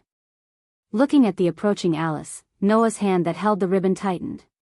When Alice charged to a distance of only 1 meter away from Noah, Noah finally made a move. "Who?" Suddenly, the ribbon in Noah's hand was swung down by Noah. Like a whip, it carried a whistling sound as it fell on Alice's sword-wielding hand. "Paw!" Accompanied by the crisp sound of a whip, the ribbon directly wrapped around Alice's hand and tied it tightly. "What?" Alice was taken aback. However, before Alice could react, Noah suddenly turned around, and with his LV, for dexterity and dexterity that were as high as grade A, he circled around Alice at an astonishing speed, like a gust of wind. As a result, Alice's entire body was tightly bound by the ribbons, and she was directly tied up. "Ah!" With a cute scream full of girlish flavor, Alice only felt her whole body tighten. Her delicate body was tightly bound, and she fell to the ground. Clang! This was the sound of the knight's sword in Alice's hand falling to the ground. Bang! This was the sound of Alice falling to the ground. Ugh! This was the painful cry that Alice deliberately suppressed. In less than 10 seconds, the commander of the Wind King Knights was tied up like a dumpling and fell to the ground. He was forcibly subdued. Clap, clap. Noah clapped his hands and looked at Alice condescendingly. "I warned you." "You." Alice raised her head and stared at Noah hatefully. "Despicable and shameless person. You actually used such a despicable method." "How is this a despicable method?" Noah had an innocent look.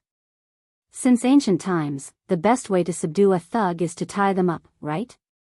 You said I'm a thug?" Alice's cute eyes opened wider and wider, looking at Noah with eyes full of anger. "I'm the noble commander of the Wind King Knights." "You actually said I'm a thug?" Indiscriminately attacking innocent people and casually using weapons, in the mouth of ordinary people, they are called thugs. Noah shrugged. "Who told you not to listen to my explanation? Just stay here obediently." After saying that, Noah stretched out his hand and picked up Alice, who fell to the ground. Alice's entire face actually turned red with a bang, in an instant. I was hugged by a man, looking at Alice, whose head had become dizzy and her face had become bright red, as if she would faint at any moment. Noah suddenly woke up from his stupor. Because only pure young girls could communicate with elves, in order to maintain the purity of their bodies and minds, nurtured witch concubines would generally be in an environment that was completely isolated from men from a young age and receive all kinds of elite education that elven users needed.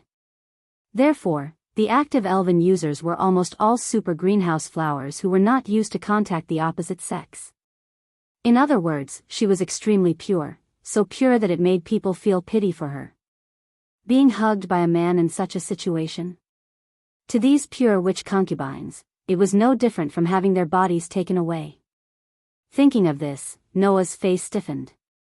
Let go of me. Alice finally regained her senses. Her face was red as she struggled with all her might.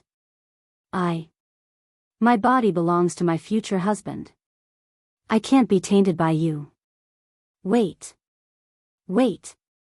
Who would taint you? Under Alice's struggle, even Noah became a little wretched. Don't you dare move. I just want to move you to the seat. Let go of me. Let go of me.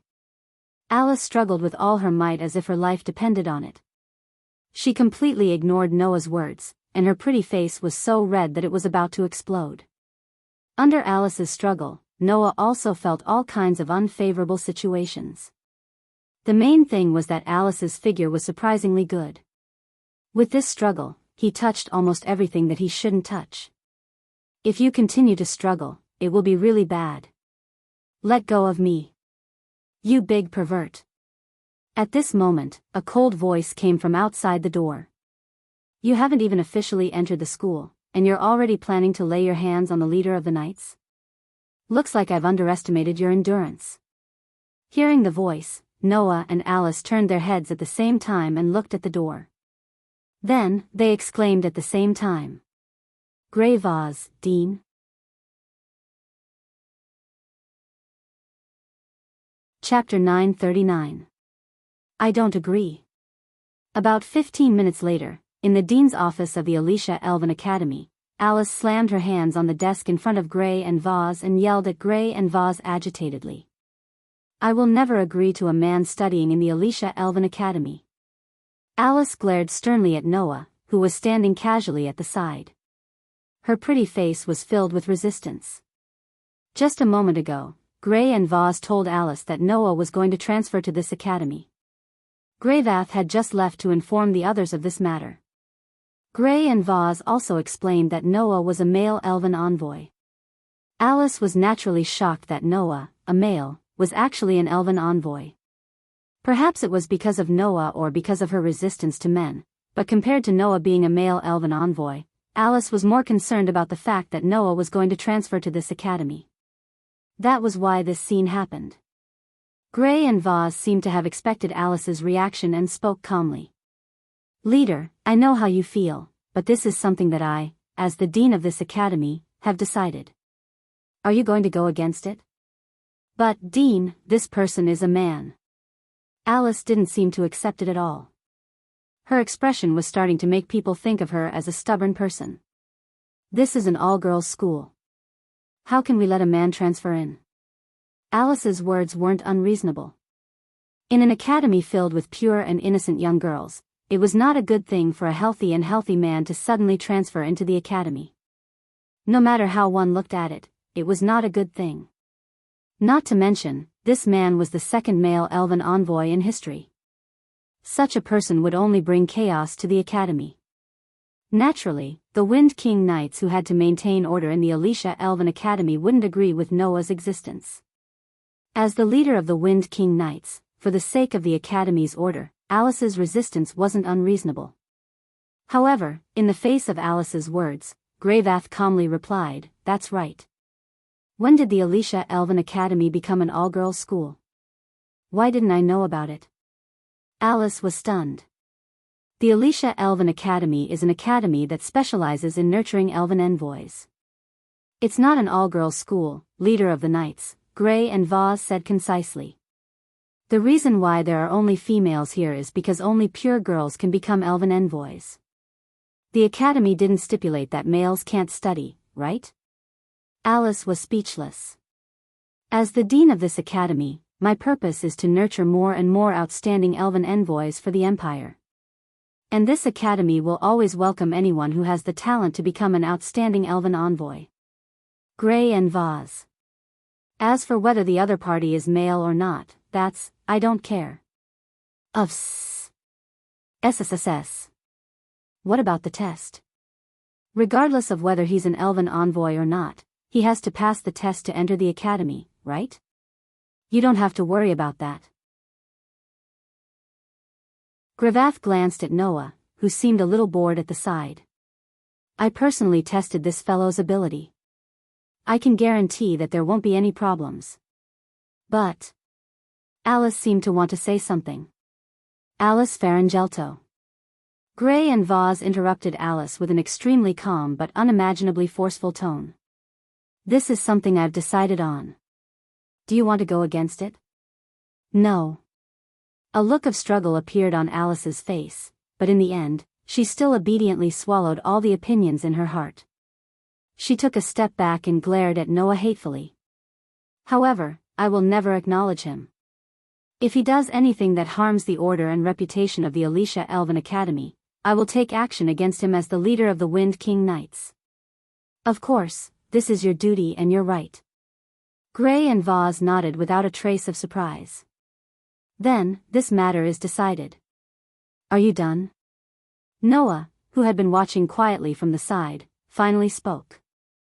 Then, what should I do next? Don't worry, I've already made arrangements. Gray and Vaz crossed her arms and looked at Noah.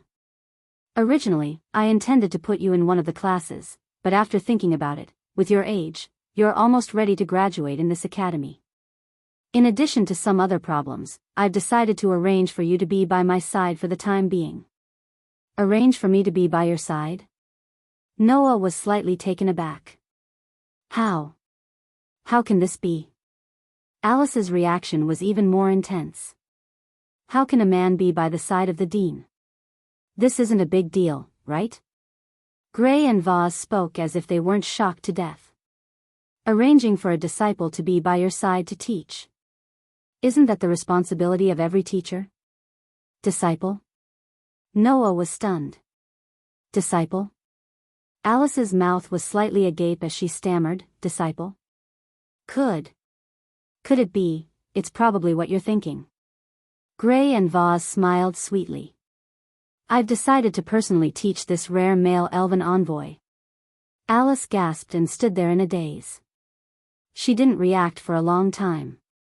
As for Noah, he was completely confused. Just what was this demoness thinking? Half an hour later, under the lead of Gray and Vaz, Noah walked out of the dean's office. Compared to humans, the architectural design of the Elven Academy prioritized the comfort of the elves.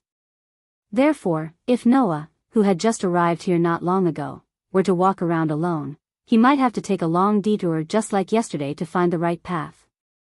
Walking along the corridors that resembled a shrine, Noah looked around. Is that a male elven envoy? A male elven envoy like that demon King Solomon. His eyes look so fierce. He looks so evil too. I wonder if he'll do anything to us. That's right. A group of girls in pure white uniforms gathered together and whispered to each other as they cast fearful and curious gazes in Noah's direction. Occasionally, a sentence or two would pop out, making Noah have the urge to bang his head against the wall. Noah knew that the girls in this academy were definitely very pure. However, at this stage, it wasn't pure anymore. They were afraid of strangers, right? It was just a boy. Was there a need to be so exaggerated? Gray and Vaz, who were walking in front, suddenly spoke without turning their heads.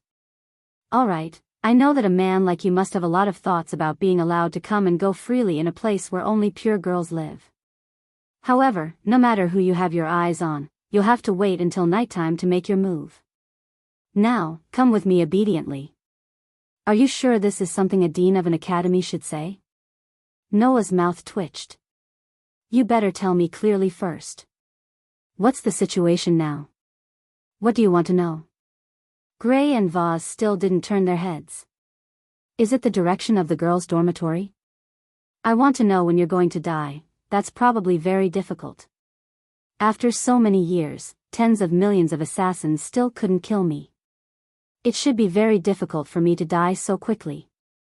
Yes, scourges are destined to live for thousands of years. Thank you for the compliment. While arguing with each other, Gray and Vaz brought Noah out of the Alicia Elven Academy's dormitory and out of the vast school gate. As an academy in the Alicia Empire that specialized in cultivating elven envoys, the Alicia Elven Academy not only sat on the vast elven forest, but also had an academy city at the foot of the mountain. It was like a small independent country, and its status in the empire was quite high. At this moment, Gray and Vaz brought Noah into the elven forest and arrived at a rather vast open space. Then, Gray and Vaz stopped. At this moment, Noah clearly felt that the atmosphere wasn't right, so he put away his casual attitude and spoke in a deep voice. Gray and Vaz? Gray and Vaz didn't speak. They just turned around. Bang! In the next instant, a huge divine aura burst out from Gray and Vaz's body.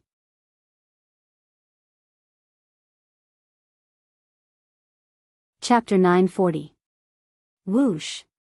Waves of phosphorescence surrounded Gray and Vaz's body, turning into a dazzling scene. It was quite eye-catching as it swayed in the open space of the elven forest. Noah didn't expect Gray and Vaz to suddenly activate divine might, so he couldn't react in time. When he finally reacted, a pitch-black mass fluctuated in Gray and Vaz's hand and turned into a gloomy knight's sword. Chi! Just like in yesterday's battle, Gray and Vaz used the elven device and suddenly shot out without any warning. Like an extremely fast lightning, they instantly shot towards Noah with astonishing divine might. Then, the pitch-black elven device pierced through the air and pointed at Noah's throat. There was no mercy in this strike. If Noah didn't block it or dodge it, his throat would definitely be pierced. Unfortunately, although Noah couldn't react in time to Gray and Vaz's sudden attack, that was under the condition that Gray and Vaz didn't attack. Once someone attacked him, the battle-hardened Noah's body would naturally react. Clang! When the crisp sound of a halberd echoed in the air of the elven forest, a luxurious knight's sword appeared in Noah's hand and blocked the pitch-black elven device that shot towards him like a bolt of lightning. Dazzling sparks burst out. Holding the knight's sword tightly in his hand, Noah raised his eyes and looked at Gray and Vaz, who were close at hand. His voice carried a hint of pressure. What are you planning to do? Gray and Vaz didn't answer Noah's question. Instead, they said extremely calmly.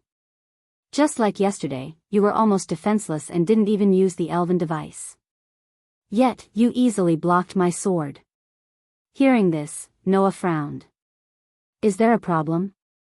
You're actually asking if there's a problem. How infuriating. Gray and Vaz smiled coldly. This sword technique is not to be underestimated. I've only created this sword technique after gathering everything I've learned in my life. Even the current 12 knights of the Kingdom of Audiobook don't have 100% confidence in blocking this sword technique of mine. Tell me, isn't this a problem? Noah didn't doubt Gray and Vaz's words. After all, this sword was quite fast. If even Noah claimed that it was fast, it was obvious how much of a threat this sword was to the rest of the people. And such a sword was only the initial form of a set of sword skills. One could only imagine how amazing Gray and Vaz's sword technique was. And then? Noah continued to question. Don't tell me you're going crazy because you're not willing to accept that I blocked your sword? You're really merciless with your words. Gray and Vaz put away the elven device and looked straight at Noah. Who do you think I'm doing this for? For who? Noah pursed his lips. Don't tell me it's for me. Gray and Vaz smiled and didn't say anything. Let's not talk about why you're so strong. Just based on your sword technique, I can see that your sword technique is quite good. It's definitely not inferior to mine. But that's just a sword technique that exists for battle, right? Isn't that obvious? Noah said in annoyance. If it doesn't exist for battle, then does it exist for performance? Noah said this casually. However, Gray and Vath nodded in agreement. That's right, it's for performance.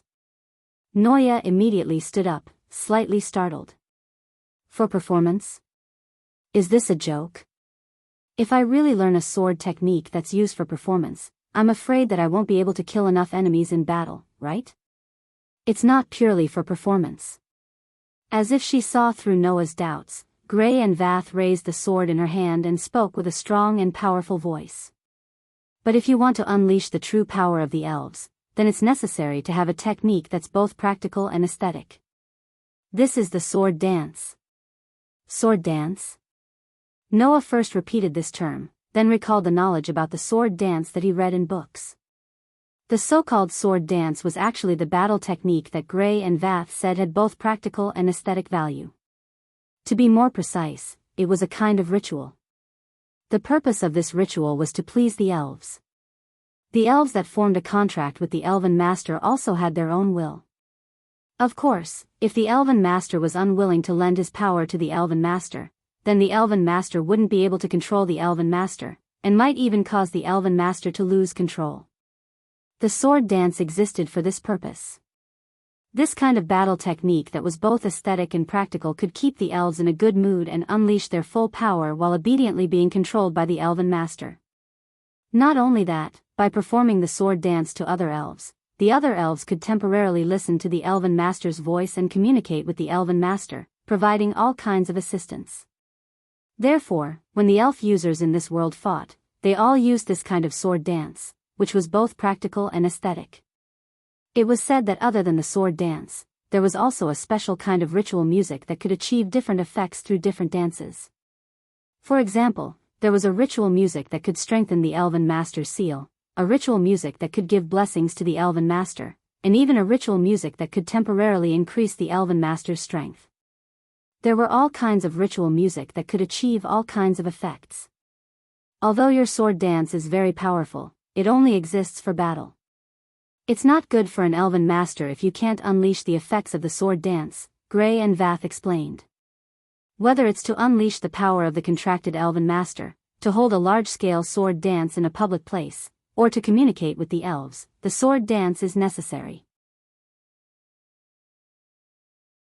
In other words, the reason you brought me here is to correct my sword skills. You want my sword skills not only to be used in actual combat, but also to be used as an ornamental sword dance, right? Noah sighed. Alright, my sword dance is indeed more practical. It's not impossible to correct it. Not only that. Gray and Vath directly looked at Noah. I also want to teach you my ultimate sword dance. Ultimate sword dance? Noah's heart skipped a beat. The sword dance just now? That's the initial form of the ultimate sword dance. It's called Purple Lightning. Just like what you saw, it's an extremely simple sword dance that uses unparalleled speed to stab. But as long as I use it, my stab will be at least 10 times faster than usual.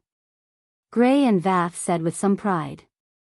Other than the Purple Lightning, used for stab, my ultimate sword dance also includes body destruction, group annihilation, counter-specific attributes, weapon destruction, counterattack, sword killing, and so on. You've only seen the initial form of the Purple Lightning. You haven't seen the later ones yet.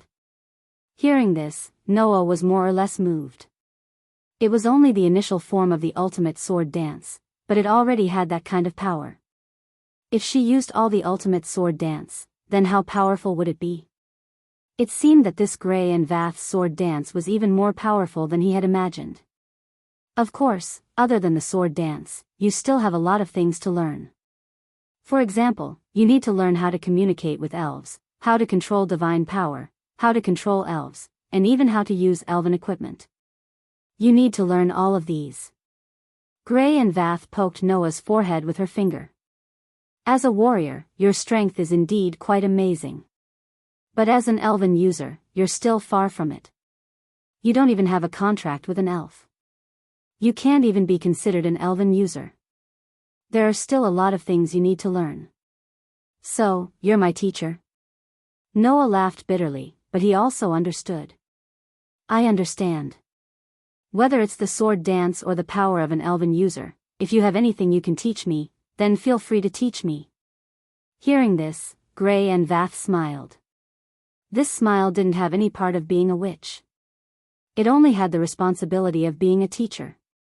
Looking at the smiling Noah, Gray and Vath thought to themselves. This is the second time I'm teaching someone. I hope I can make it in time.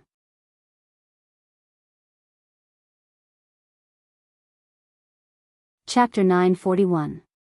At night, the cold moonlight slowly sprinkled down from the sky, covering the entire elven forest with a faint veil of mystery. Unlike during the day, the night was the time for some rather evil elves to be active. If the elven forest during the day was like a sacred temple, then the elven forest during the night was truly a gloomy place. After all, just like how there were harmless herbivores and harmful carnivores among animals, although most elves from the elemental elf world didn't have the concept of preying on humans, some evil elves would still endanger human lives. They would even gnaw on the flesh of witches and absorb the divine power of elves. They were very dangerous. If they weren't careful, even the most powerful elven user could lose their life in the hands of elves. Therefore, basically, there weren't many people in the elven forest at night. Under such circumstances, Noah, Gray, and Vaz still stayed in the elven forest. At this moment, Noah was standing in the middle of the open space with his eyes closed. His entire body was bathed in the moonlight, and waves of phosphorescent aura undulated around him, making Noah look very sacred. Around Noah, small light particles that looked like fireflies were wandering back and forth. They surrounded Noah's body as if they were dancing. It made people feel like they were in a dream. Keeping his eyes closed, Noah slowly extended one of his hands. Suddenly, those light particles that looked like fireflies were like dancing butterflies. They gathered around Noah's outstretched hand and kept jumping up and down. It was especially beautiful. At this moment, Noah opened his eyes and looked at the large number of light particles that looked like fireflies dancing around his palm. He muttered to himself with uncertainty. In this case, I should have passed, right? Not far from Noah, Gray and Vaz had been watching Noah's actions. After hearing Noah's question, they pushed up their small glasses and nodded. That's right. You can already communicate with elves. It won't be a problem to command these low-level elves. Now, Noah was learning how to communicate with the elves. During the day, Noah would begin to improve his swordsmanship under the guidance of Gray and Vath. Noah's sword skill was already very good, but because it wasn't aesthetically pleasing, it couldn't become a sword dance. Therefore, as long as Noah added some aesthetic elements and made some improvements, not only would these sword skills not lose their original power, but they would also be pleasing to the eye. It was just a slight improvement, so it didn't require much effort. After the improvements were completed, Gray and Vath would teach Noah a sword dance called the Absolute Sword Skill. As for the night, it was the cultivation of the spirit envoys. Just like what Gray and Vath had said, although Noah was powerful, as an elven user, he was just an intern, a rookie among rookies. Noah still didn't know many ways to communicate with elves and how to command them, let alone forming a contract with an elf, having his own contracted elf, and obtaining the power of an elf. In short, now, you will practice sword dance during the day, and practice elven user skills at night. Gray and Vath set Noah's course of study in an unquestionable tone. Although it's already too late for you to learn the abilities of an elven envoy at your age, it's fortunate that you have a strong foundation in the sword dance. As an elven envoy, your talent is also quite high. I believe that it shouldn't be difficult for you to become a powerful elven envoy. Generally speaking, the power of a witch would reach its peak between the age of 10 to 25. After that, it would only continue to decline. Therefore, at the age of 25, the elven users who began to lose their power would consider retiring, and then marry with a pure-blooded noble, leaving the next generation with more perfect elven abilities. Because of this, witches who wanted to become an elven user had to be trained from a young age, and they had to be trained before the age of 10. In terms of age, Noah was much later than those orthodox elven users. To train as an elven user at this age, wouldn't he become a laughingstock if others knew about it? However, Gray and Vath couldn't laugh. This was because this elven envoy with the title of Twilight Witch had personally witnessed Noah, in less than a night's time, complete a cultivation that would take others 1 or 2 years to complete. He had started to communicate with wild elves, and could command low-level elves. In order to reach this level, even Gray and Vath had spent nearly 3 months, but Noah had only spent 3 hours. The gap between them could be seen from this. Originally, as an elven user, learning elven magic is also an important course, but you don't have a contract with an elf, so elven magic is useless to you. Secondly, you don't have that much time, so you can only give up on elven magic. Gray and Vath kept bringing up their ideas. Your true strength lies in the sword dance. As long as you learn how to communicate with elves, establish a contract with them, learn how to summon and control contracted elves, and obtain the elven device, you will become one of the best elven users in this continent. While speaking, Gray and Vath kept explaining the elven user's abilities.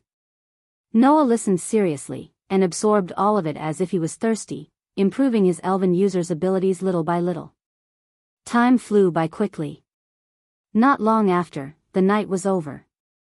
During the day, the sunlight passed through the heavy branches, leaving countless tiny light spots in the elven forest. It was a beautiful scene. Clang, clang, clang, clang. On the empty ground, 2 figures wielding night swords crossed each other and slashed at each other with lightning-fast slashes. The sound of swords clashing against each other was like a melody, echoing rhythmically above the empty ground. Under Noah's deliberate suppression, Gray and Vath mercilessly launched fierce attacks at Noah. I've discovered that when you're fighting, your improvement is thousands of times faster than usual. With this reason, Gray and Vath violently rushed at Noah like a gust of wind. The pitch-black knight's sword in her hand turned into a stream of light, and slashed at Noah from all directions. So, if I want you to quickly grasp the knack of the sword dance, there is no better way than fighting. That was indeed the case. Pandora said that as long as there was a battle, the existence called Godslayer could continuously become stronger. This foul physique was successfully found out by Gray and Vath.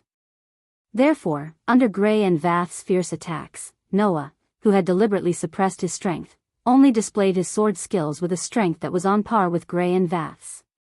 As if he was blessed with good fortune, he constantly improved his sword skills bit by bit. Over time, Noah's swordsmanship gradually changed from a state where it was only about power and not about appearance to one that took into account both aspects. From afar, Noah looked like he was dancing. The knight's sword in his hand was like a meteor, drawing beautiful arcs in the air. Seeing Noah's figure becoming more and more pleasing to the eye, witnessing Noah's extraordinary speed of improvement, Gray and Vath couldn't help but think while being shocked. Perhaps, I'm making an existence that was originally a monster even more frightening. Just like that, under the guidance of Gray and Vath, Noah's ability and fighting skills as an elven user rapidly improved. 3 days later, Noah completely improved his sword skills, turning them into a true sword dance. At the same time, under the guidance of Gray and Vath, Noah learned the initial form of the ultimate sword skill, Purple Lightning. 7 days later, Noah completed his initial training as an elven user. On that day, Gray and Vath returned to the academy. According to them, they were looking for a high elf that could be contracted for Noah. It wasn't until the 10th day that Gray and Vath returned to the elven forest, interrupting Noah's training. As soon as they appeared in front of Noah, Gray and Vath directly threw out such a sentence. I found an elf that suits you.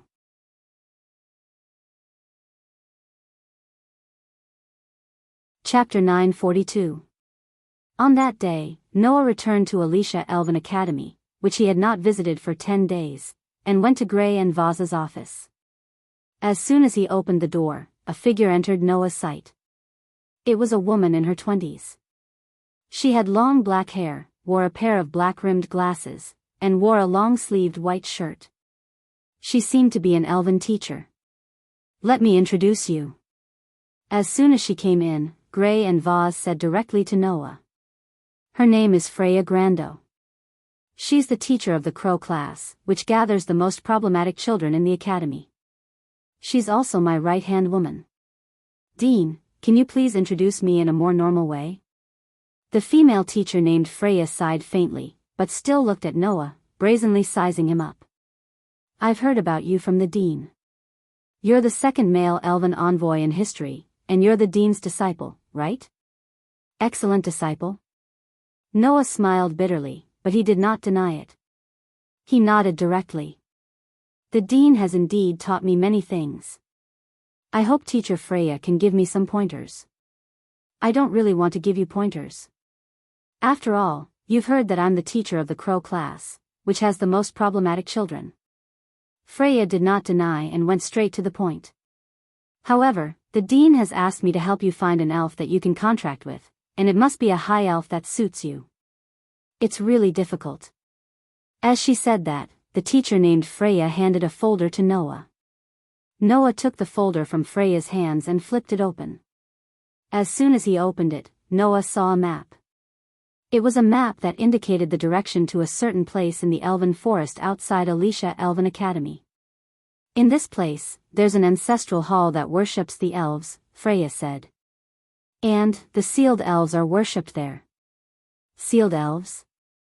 Noah was stunned, and then looked at Gray and Vaz with some displeasure. Do you think highly of me? Or do you wish for me to be unlucky? Noah's words were not without reason.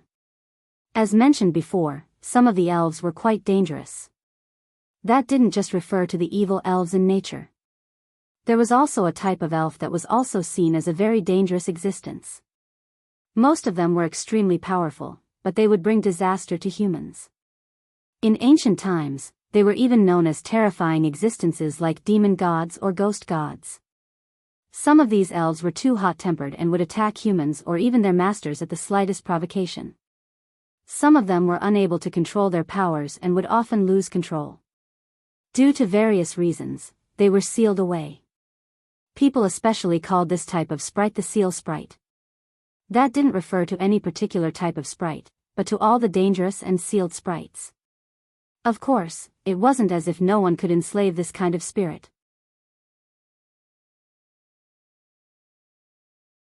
The young girl walked into the office with strong steps and looked at Freya, Gray and Vaz, and finally, at Noah. At this moment, Noah saw hostility from the young girl's bright red eyes that were the same color as her hair. It was a hostility that could not be concealed. Of course, it was not malicious, but it was as if she had met a strong competitor. She felt pressured and nervous, and in the end, it became the kind of hostility that could not be concealed. It was this kind of hostility that made Noah blink his eyes, and he was a little confused. You are the male elf that was personally guided by the Dean, right? The young girl used a clear voice like a silver bell and directly made such a declaration to Noah. I will never lose to you. Huh? Noah was confused. What was going on this time? On the contrary, Gray and Vaz seemed to understand the young girl's meaning and said to Freya with uncertainty. Could it be, I think it's the same as what you thought, Dean, Freya explained in a troubled manner. Because of the Dean's orders, I have been investigating if there are any powerful elves that can be contracted. In the end, I accidentally let Claire Lucio know about it.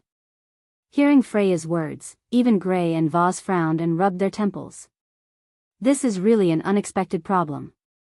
Seeing Gray, Vaz, and Freya talking in riddles, Noah was almost confused. Now, what was the situation? Although I almost know what is going on, I still want to ask clearly. Gray and Vaz crossed their arms and looked at the young girl in front of them. Claire Lucio, what do you want to do? Dean. The young girl named Claire raised her cute little head and looked at Gray and Vaz without hesitation. She was unusually determined, but her eyes were filled with obsession. I also want to have the opportunity to form a contract with the sealed sword elf. When this sentence came out from the mouth of the young girl named Claire, the reactions of the other three were completely different. Gray, Vaz, and Freya looked at each other as if they had expected this. Noah, on the other hand, was slightly startled as he looked at the girl named Claire. Humph, Claire snorted softly and turned her head away. This time, even Noah felt troubled. Things seemed to have become troublesome.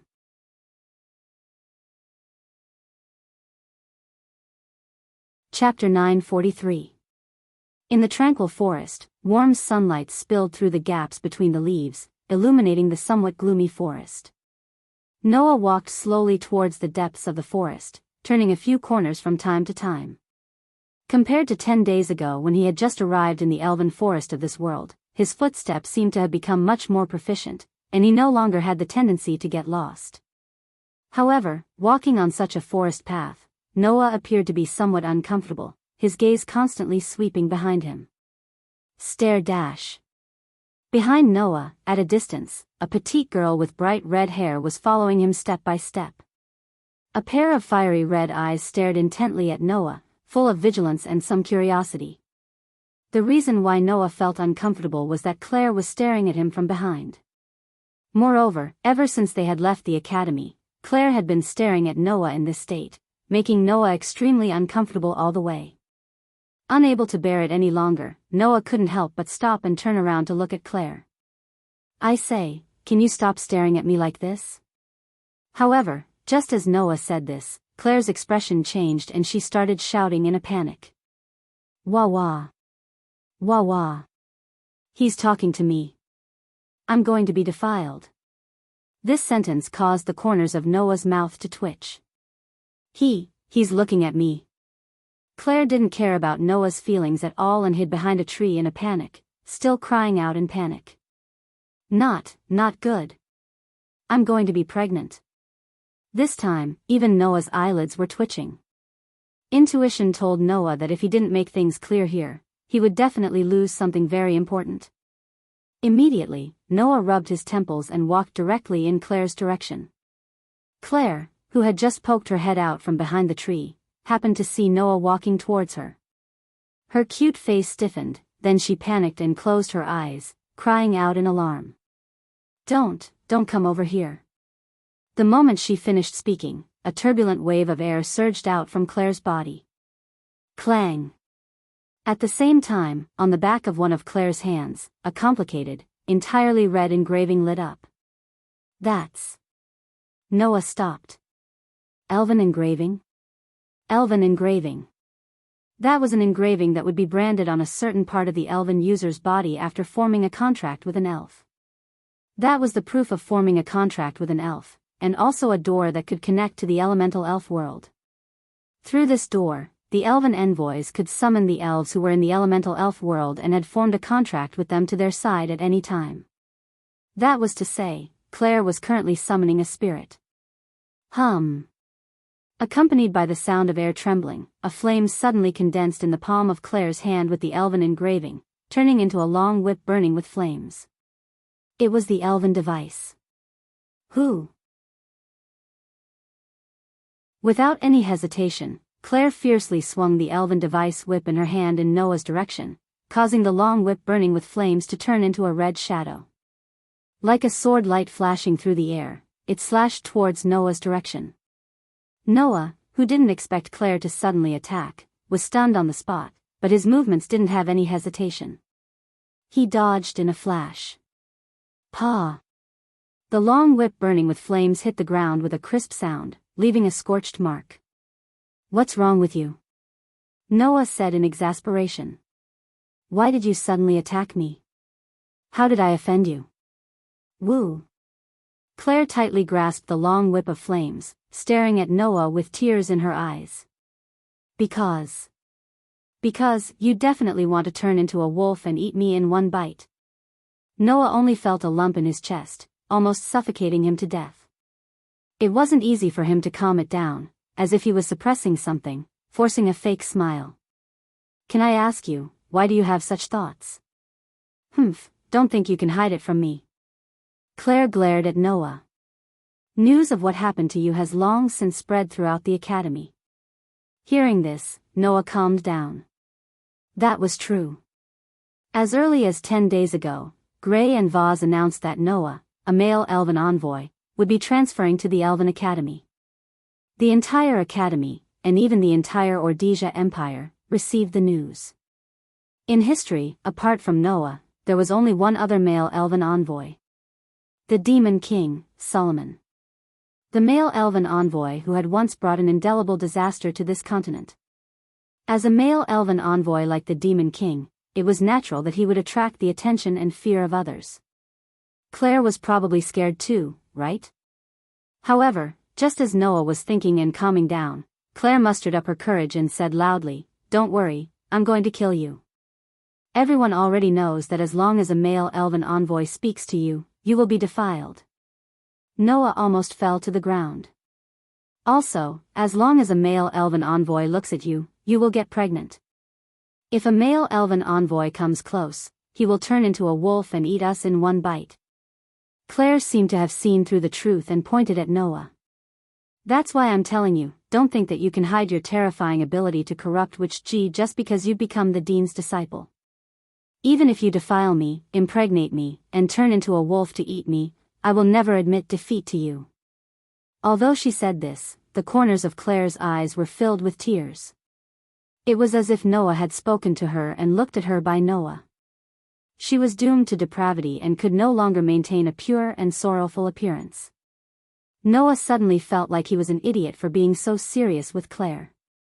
He felt like he was being treated like a demon king, like an evil person in other people's eyes. Only an idiot would have the idea of being an evil person. Claire's words also let Noah know what kind of existence he was in the eyes of the students of the Elven Academy. As long as he spoke to the girls, he would defile them. As long as he looked at the girls, he would make them pregnant. As long as he got close to the girls, he would transform into a wolf and eat them in one bite. This was the first time Noah knew that he actually had such terrifying abilities that others couldn't help but ridicule him. Just how unworldly were the Magi of Aletheia Elven Academy? No matter how pure they were, how could they view a boy like this? "You win." Noah could only turn around in despair. "Then, if you don't want to be defiled by me, don't want to have my child, and don't want to be eaten by me in one bite, then don't get close to me." After saying this, Noah dragged his heavy footsteps forward. "Wait. Wait." Claire finally reacted and hurriedly chased after him, shouting as she chased. You defiled me. You actually want to leave." At this moment, Noah was really glad that he was in the elven forest where there weren't many people. If Claire called him that in public, Noah really wouldn't have the face to continue living in this world. According to the map provided by Freya, Noah and Claire passed through the elven forest one after another. After about half an hour, they arrived at a road paved with stone bricks. In front of the road, there was a steep cliff. At the bottom of the cliff, there was a solemn door built with stone bricks. On both sides, there were stone lampposts used for worship. Noah, who was the first to arrive at the door, raised his head and looked at the solemn stone door. Is this the ancestral hall that enshrines the sealed elf of the sword? Relying on his sensing ability, Noah felt that the stone door had no door. It was like the entrance of a tunnel, and there were waves of obscure fluctuations reverberating from it. That was a barrier.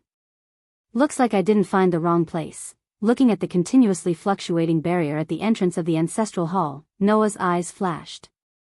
Let me see what the legendary holy sword that killed the Demon King looks like.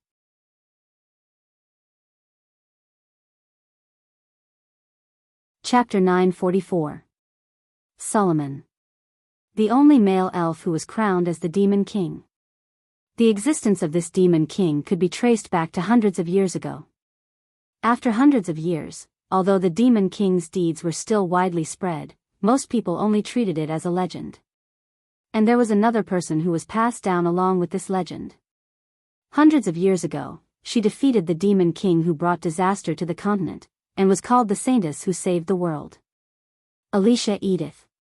The Saintess who killed the Demon King and saved the continent. The Alicia Elven Academy was named after this Saintess. And the weapon used by the Saintess who saved the world to kill the Demon King was also widely spread as a legend. That was what the world called the sword. Demon Slayer. Some people said that the sword was just an ordinary weapon. There were also people who said that a sword that could kill the demon king that the entire continent was helpless against was definitely not an ordinary weapon. Therefore, the most convincing explanation was that the Saintess was also an elf envoy, and the demon slayer she used was the elf magic device transformed from the great elf envoy's elf.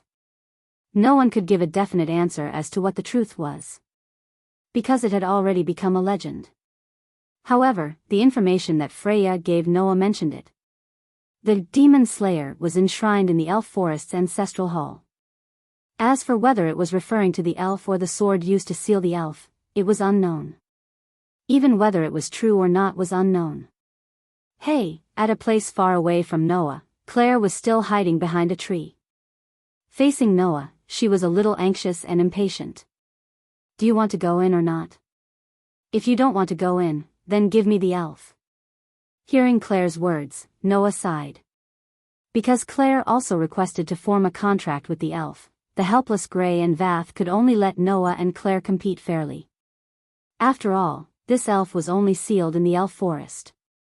It did not belong to the academy, nor did it belong to Gray and Vath. As long as one had the ability, they were qualified to fight for it.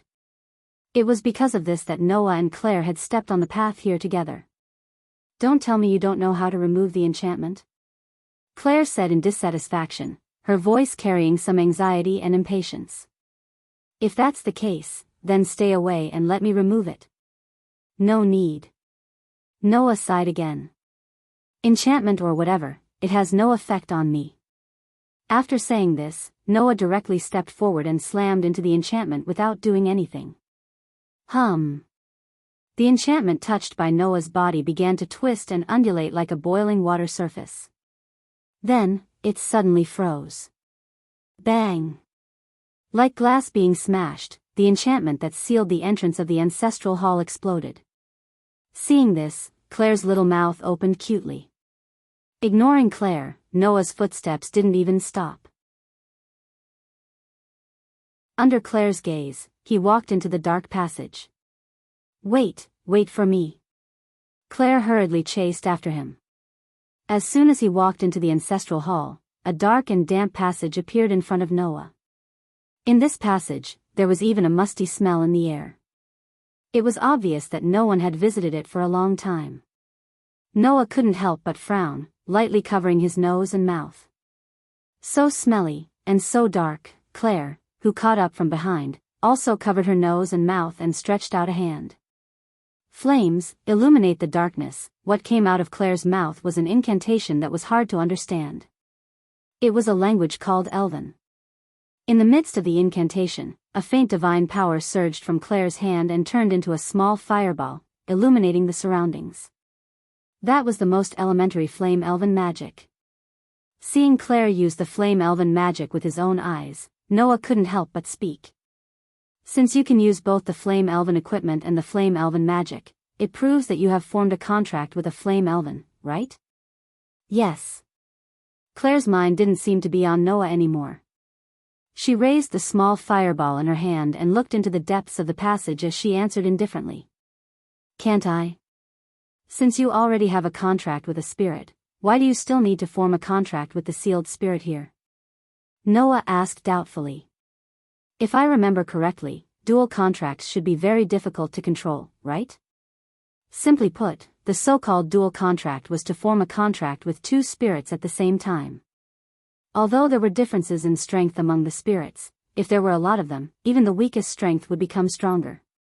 Moreover, they could also complement each other's weaknesses. However, under normal circumstances, there were almost no benefits to forming a contract with multiple spirits. This was because the contracted spirits would affect each other, causing them to be unable to display their original strength. It could even cause an imbalance in the spirit's divine power and make it impossible to use Elven magic.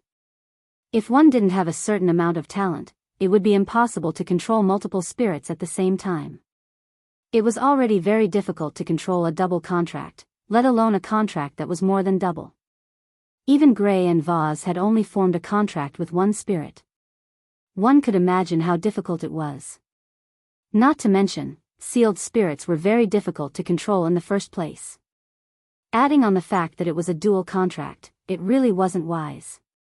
In response, Claire's fiery red eyes began to flicker as she spoke in a low voice.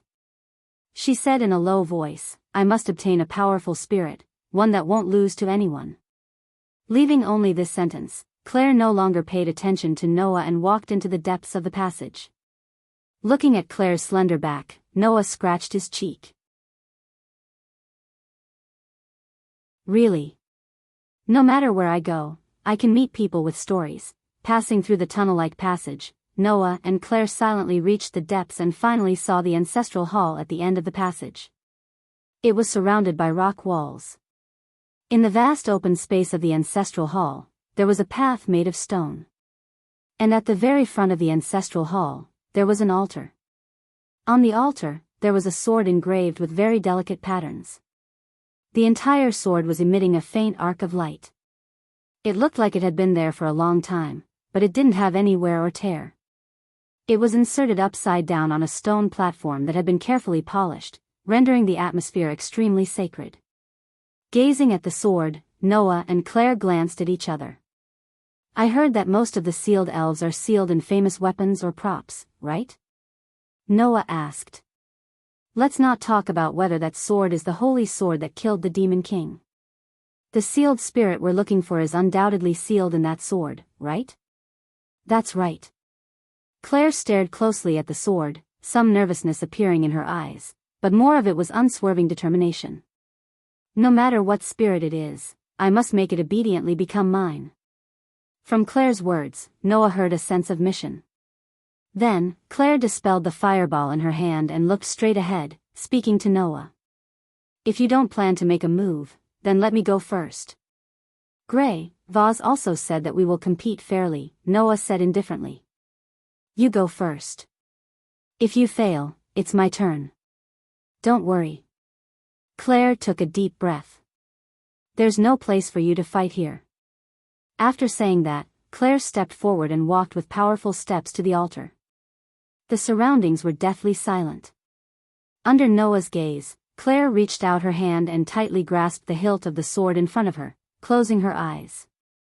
"Proud spirit sealed in the ancient holy sword, you shall serve me as your master and form a contract, then I shall be your scabbard." When the elven incantation flowed out of Claire's mouth like a song, the holy sword hilt in Claire's tightly gripped hand started to blossom with light. Wang! Suddenly, within the vast ancestral hall, a gust of wind swept out in all directions with the altar as the center without any warning.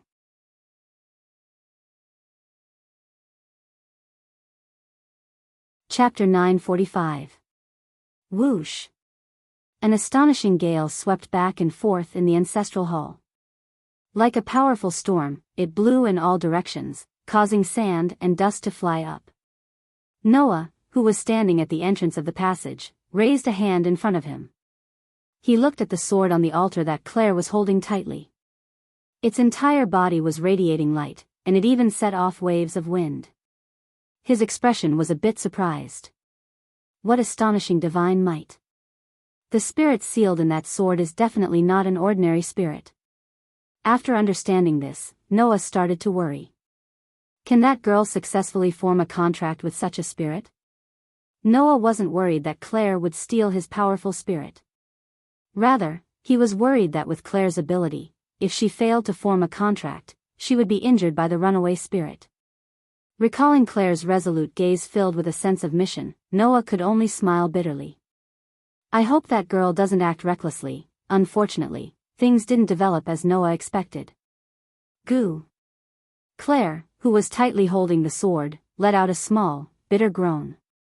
She could only feel the enormous divine might from the sword rushing through her body like a substantial attack. I command thee to form a contract with me. Even so, Claire still didn't loosen her grip on the sword hilt. Instead, she gripped it tighter and tighter. Waves of divine power began to fluctuate in her hand, pouring it into the sword in an attempt to communicate with the spirit sealed within. Hum. At this moment, the sword in Claire's hand trembled violently. Suddenly, it blossomed with an astonishing light, bursting forth with a powerful impact. Bang! With a muffled sound, Claire's petite body was directly sent flying by the impact from the sword. Ah! Immediately, the young girl's scream echoed in the ancestral hall. Whoosh! Almost at the same time, a figure leapt into the air and caught Claire, who was flying backwards. Then, with a powerful kick to the wall, the figure spun around and landed steadily on the ground. Moreover, it was in the form of a Princess Carrie. Claire, who was prepared to receive the impact, opened her eyes. Then, her face flushed red. You. What about you? Noah rolled his eyes. If you want to thank me, wait until after the matter is over. What do you mean after the matter? You beast. Claire's face was red. With tears in her eyes, she pounded Noah's chest with her small fists. You finally revealed your true nature. Are you preparing to turn into a wolf and eat me? What kind of circuit is in your head to have such thoughts? Noah almost collapsed. Is this the time to care about this? Wah. Are you saying that my purity isn't something I need to care about? No one said that, right? Release me. Beast. Pervert. Woo. Are you really going to hit me? Just as Noah and Claire were wrestling, a ray of light suddenly shot out from the dazzling altar in front of them. It cut through the air and shot toward Noah and Claire with a sharp sound of wind. Claire, who didn't notice this scene, was still pounding on Noah's chest with a red face. She struggled and shouted at the same time. Noah, however, noticed this. He could only ignore Claire's pounding and struggling. With a step, his figure nimbly dodged to the side. Whoosh! With a sharp sound of wind, the ray of light shot past Noah and Claire's original position and landed in the air. It drew a beautiful arc and rose into the air. At this time, the main body of the ray of light was finally revealed. It was a sword. It was shining with dazzling light. Its appearance was extremely luxurious and looked very gorgeous. That's the spirit sealed in the sword just now. Claire finally stopped her unreasonable tantrum and looked nervously at the steel sword floating in the air. It really is a sword spirit of the steel attribute. Besides, it isn't an ordinary sword spirit. Noah gazed at the steel sword that was emanating a dazzling radiance. You can feel it, right? There's a very powerful force in that sword. Elves were also divided into different levels. Under normal circumstances, from low to high, the elves in the elemental world could be divided into low, middle, and high levels, a total of 3 levels. However, elves of the same level had an extremely obvious difference in strength. And this sword in front of them, from the divine might and pressure it released, didn't look like an ordinary spirit. It has to be at least a high-level spirit. Noah's eyes flashed. And it has to be one of the top high-level spirits. It seems that your contract failed. Not only was the spirit sealed in the sword released, but it also seems to have entered a state of losing control. Noah gently placed Claire on the ground and patted her little head. Since you failed, it's my turn now. After saying that, Noah was about to step forward, but Claire hurriedly grabbed his sleeve and said excitedly. Who said I failed? I'm just about to start. Hey. Noah narrowed his eyes and cast his gaze on Claire. Are you still going to force yourself? That's none of your business. Claire lowered her head and bit her lip. I must obtain a powerful spirit, one that won't lose to anyone. After saying this, Claire took a step forward, her fiery red eyes staring unwaveringly at the steel sword floating in the air. Be obedient and become mine. Sword spirit. A vigorous divine aura turned into a wave of air and rose from Claire's petite body. Guardian of the red flames, the hearth keeper who never sleeps, the spirit imprint on the back of Claire's hand flashed with intense red light. Here, fulfill the blood contract and listen to my orders. The valiant divine might and the blazing red elven imprint entwined tightly together, setting off surging flames that landed on Claire's palm. Let's go. Claire yelled and threw the burning flame in her hand fiercely. Scarlet. The scorching flame thrown into the air by Claire directly exploded and turned into a cat. It was a fire cat with a red body and burning flames all over. That was the flame spirit that Claire had formed a contract with. Noah was a little surprised when he sensed the divine might and temperature leaking out of the air. It's also a high-level spirit? Open your eyes and look carefully, male spirit. Claire's pretty face brimmed with a confident smile. I, Claire Lucio, am not as weak as you think. The moment he finished speaking, the fire elemental cat named Scarlet showed its true form in midair. It roared fiercely and pounced on the steel sword in midair with a scorching flame. When Scarlet rushed into the air, the steel sword suspended in the air suddenly shook and turned into a gorgeous sword light that shot out. The steel sword was extremely fast, so fast that one could barely see a sword light flash through the air. However, just as the steel sword was about to touch Scarlet's body, Scarlet let out a ferocious roar. The scorching flame surrounding the surface of his body suddenly expanded and gathered on a small claw. Immediately, Scarlet's sharp claws tore through the air, bringing with them an astonishingly high temperature as they collided with the steel sword that was shooting towards him. Clang! Following the sound of steel colliding with steel, a burst of sparks poured down from the air like raindrops. Then, the sharp steel sword spun and flew out of the scorching flames as if it had been knocked away. Success! Claire let out a cry of joy. However, Noah subconsciously felt that something was wrong and hurriedly called out. No! That's not the sword spirit's full strength. Before he could finish speaking, the sharp steel sword suddenly paused and suddenly erupted with a terrifying divine aura. It flashed out like lightning.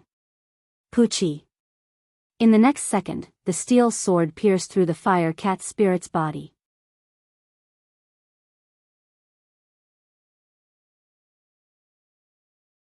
Chapter 946. Poochie. When the sharp steel sword flashed out like lightning and directly penetrated the body of the fire cat sprite named Scarlet, the fire cat sprite let out a mournful cry and fell from the sky. Scarlet. Claire also let out a mournful cry and desperately ran in the direction of the fire cat sprite that had fallen.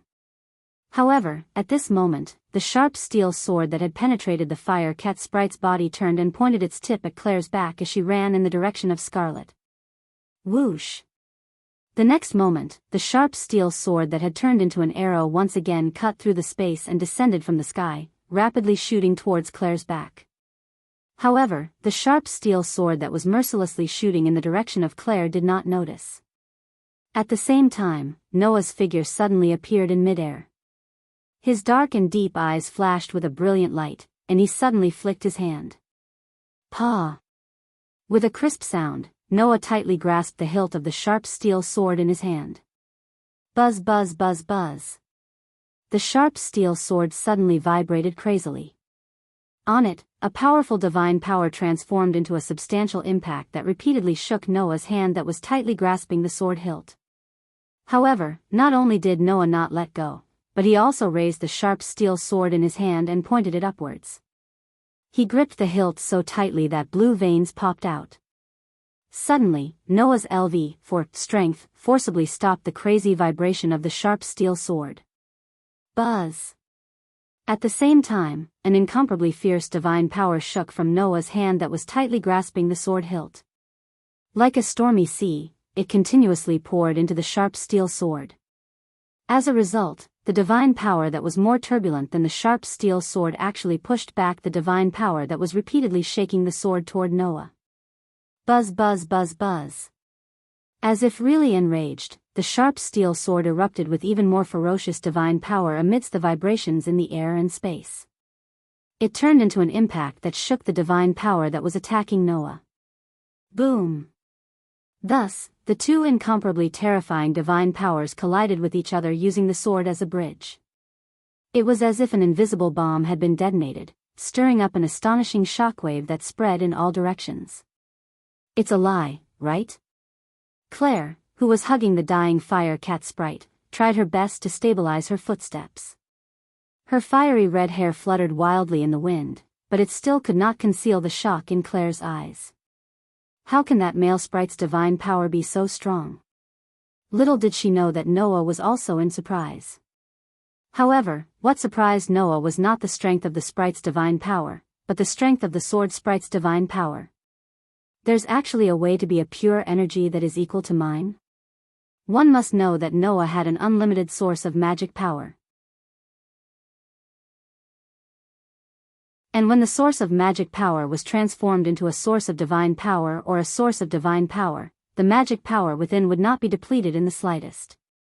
In other words, the amount of divine power in Noah's source of magic power would be the same when it was transformed into a source of divine power or a source of divine power. In other words, Noah's divine power could also be said to be unlimited. Of course, while divine power was unlimited, Noah himself was limited. If he used more magic power, or divine power than his body could handle in one go, then Noah's body would definitely be damaged. Simply put, the water in the reservoir was unlimited, but the water pipes that could extract water from the reservoir were limited.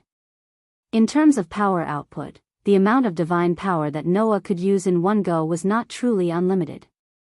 However, even so, the amount of divine power that Noah was using now was more than 100 times, or even 1,000 times more than that of an ordinary sprite. Under such circumstances, the sword sprite's divine power was actually able to compete with Noah's divine power, which really surprised Noah. But that's it. At the center of the shockwaves caused by the collision of divine power, Noah held the sharp steel that was constantly vibrating and his eyes focused. Even if the capacity of the water pipes is the same, the amount of water stored in the reservoir is different. Your divine power will be exhausted sooner or later, but my divine power is almost endless.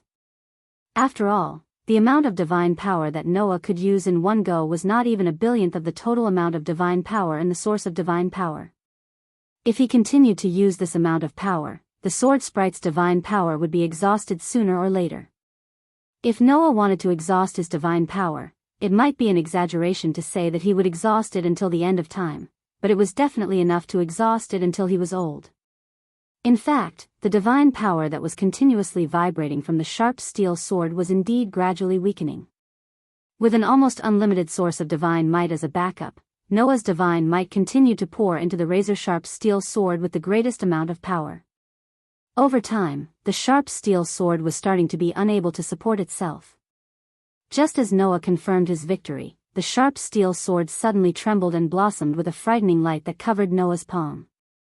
Gotcha! In the next moment, a voice that sounded like ice was condensed rang out faintly. However, what condensed wasn't ice, but Noah's hand. Moreover, what condensed in Noah's hand wasn't ice, but heavy steel. Gotcha, gotcha, gotcha. Noah's hand that was tightly gripping the sword hilt was constantly covered by the heavy steel amidst the congealing sounds. His entire hand became heavy. Not good. Claire cried out in alarm. That sword sprite is starting to use elven magic. This tempering phenomenon was one of the elven magic spells that the sword sprite with the steel attribute could use. Knowing that it couldn't compete with Noah in terms of divine power and that it couldn't break free from Noah's LV, for strength, ability, the sharp steel sword could only choose to use elven magic to attack Noah. In response, Noah only sneered. The tempering phenomenon that was spreading on Noah's arms suddenly stopped. Bang! Not long after, the steel that was climbing on Noah's arm shattered, turning into steel pieces that fell to the ground. Seeing this scene, Claire was stunned. Even the sword sprite that was constantly vibrating stopped for a moment and stopped vibrating. Sorry, magic doesn't work on me. Noah said indifferently. Not only can my body reflect all magic, but it is also immune to all kinds of negative powers. Whether you are tempering, petrifying, weakening, poisoning, or even cursing, it doesn't work on me. When these words came out of Noah's mouth, the sharp steel sword that was desperately vibrating suddenly stopped and became motionless. Noah was startled, and then his eyes lit up. Good chance. After saying this, Noah closed his eyes and poured the greatest amount of divine power into the steel sword in his hand. Arrogant sprite sealed in the ancient holy sword, you should serve me as your master and form a contract, then I will be your scabbard. The incomprehensible elven spell turned into the most pleasing words, echoing in the vast ancestral hall. I command you, form a contract with me. At this moment, the sharp steel sword's whole body was flowing with dazzling light. However, This light wasn't as dazzling as before, but was rather gorgeous and gentle. The sharp steel sword trembled slightly, but no longer struggled. It slowly accepted the divine power flowing from Noah's body, and its own divine power intertwined with Noah's divine power, fusing together. After an unknown amount of time, on the back of Noah's left hand that was holding the sword, there seemed to be several swords crisscrossing, forming an extremely complicated pattern. That was naturally the elven mark. The most direct proof of forming a contract with the sprite. The moment the elven mark appeared, the sharp steel sword in Noah's hand slowly turned into a shadow. When everything calmed down, whether it was the steel sword, the light, or the wind, they all dissipated in the air, disappearing without a trace. The whole place returned to silence. Claire, who had witnessed this scene with her own eyes, hugged Scarlet tightly and murmured, "That's right. It's really done." Noah, on the other hand, was still holding his sword tightly. He looked at the elven mark on the back of his left hand, and his eyes flickered. Only Noah knew. In the final moment, it wasn't that the sword sprite was conquered, but that it chose to accept the contract.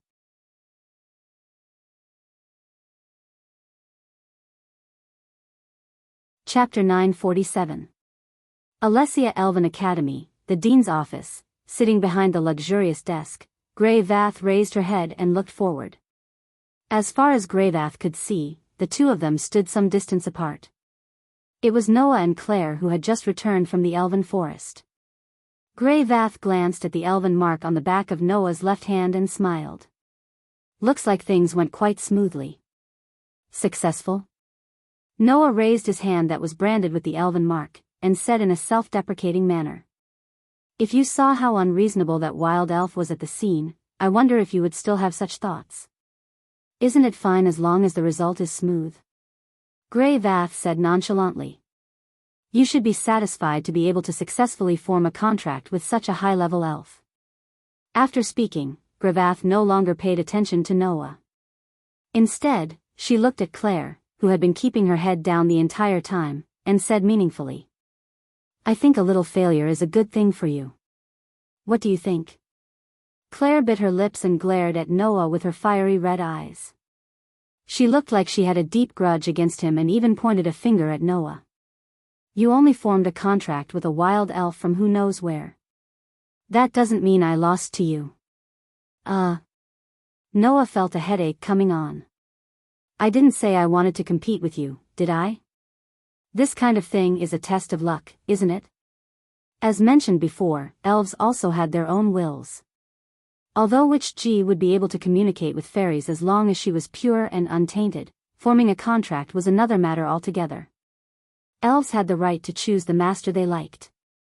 Therefore, even if an elven user's abilities were lower, as long as they had a deep emotional foundation with the elf, they could sometimes form a contract with a high-level elf. Therefore, forming a contract with an elf would not only test the elven user's abilities, but also the compatibility. When they were in the ancestral hall, the sealed sword elf was obviously very resistant to Claire. As for Noah, the sword elf was resistant at first, but for some reason, it suddenly compromised. "Maybe I just happened to get along well with that sword elf." Noah shrugged. "Maybe it felt that you weren't suitable for it, so it refused to form a contract with you." "That's also possible, right?" "What do you mean by that?" Claire was furious. "You want to say that I have a bad temper and the elf hates me, right?" "I didn't say that." Noah looked at Claire with ridicule. "If you mind, I can help you ask that sword sprite." While saying this, Noah deliberately waved his hand with the elven mark in front of Claire with a spurious smile.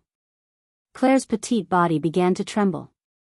Just when Noah thought that he had angered Claire, tears suddenly welled up in the corners of Claire's eyes. "Undoubtedly, you defiled me and almost made me pregnant.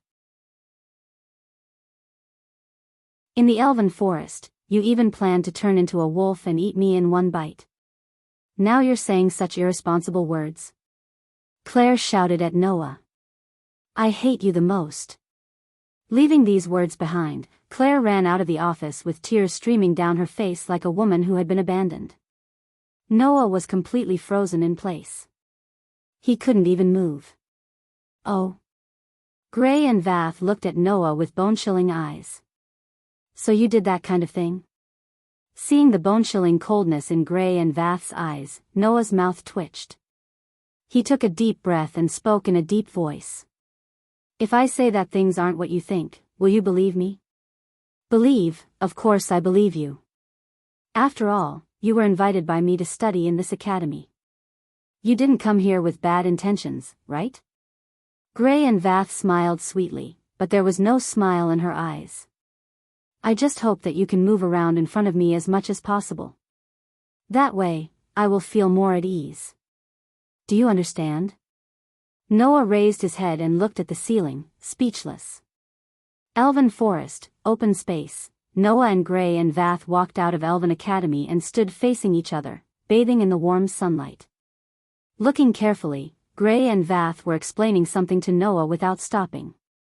In short, if you want to summon your own contracted spirit, you must first focus your will on the proof of the contract with the spirit, which is the spirit mark. Then, you must use an exclusive spirit summoning incantation, which is the so-called contract method. Through the connection with the spirit in the elemental spirit world, you can open a circuit to the elemental spirit world. Then, you can summon your contracted spirit. Gray and Vath explained attentively, which was rare. As for the contract method, you just need to focus your will on the spirit mark, and you should be able to get it. Noah nodded, indicating that he understood. Gray and Vath took a step back. I've already taught you the specific method. Now, you can try to summon your contracted spirit. Noah nodded silently again. He raised his left hand that was engraved with the elven seal and closed his eyes. Wang. Some divine power flowed out from the nearly infinite divine power source in Noah's body and flowed to Noah's arm. Then, it passed through Noah's arm and poured into the spirit mark. Noah followed the method taught by Gray and Vath and focused his will on the spirit mark on the back of his left hand. It was like sinking his consciousness into a crystal-clear lake. His will continued to concentrate. This process lasted for who knows how long. Until a certain moment, Noah suddenly felt a flash of inspiration in his heart, causing him to open his mouth slightly as though he was blessed with good fortune. Then, he chanted the elven language that turned into a spell. Cold Steel Queen, holy sword that slays demons and demons, turn into a sword of steel and bestow me with divine power. The melodious elven incantation echoed in the air, accompanied by a surge of divine power that spread in all directions. Clank. Suddenly, the faint spirit mark on the back of Noah's left hand lit up. Noah could feel it. At this moment, the elven seal in his hand, with the help of Noah's divine power, built a passage that extended into the void and spread to another world that coexisted with this world. Not long after, as if a door leading to another world had been opened, the passage built from the elven mark connected with a brand new world, forming a loop. However, at this moment, the light that bloomed from Noah's spirit mark paused. Bang! Without any warning, the light that flashed from the spirit mark on the back of Noah's hand suddenly shattered like a ceramic that fell to the ground. Immediately after, the circuit that was connected to the elemental fairies' world also disappeared. Noah abruptly opened his eyes and stood up in surprise. What's going on? What's going on? Gray and Vath also rushed forward and frowned. Did something happen? No, it's nothing. Noah shook his head and stared at the spirit mark on the back of his left hand. He also frowned. It's just that, for some reason, after the circuit was built, there was a problem with the summoning. A problem with the summoning? Gray and Vath's frown deepened. In other words, you can't summon a contracted spirit? I don't know. Noah clenched his left hand that had the spirit mark on it. His eyes flickered slightly. Instead of saying that I can't summon a contracted spirit, it's more like the contracted spirit can't respond to my summoning. The contracted spirit can't respond to your summoning? Gray and Vath pondered. Could it be that there's a problem with that spirit in the elemental world of spirits? That's why I don't know. Noah raised his head and looked at Gray and Vath. I'm just a newbie who just started learning the skills of elven summoning. If you don't know, it's even more impossible for me to know. That's true. Gray and Vath smiled bitterly. For now, let's observe the situation first. Hearing this, Noah could only nod helplessly.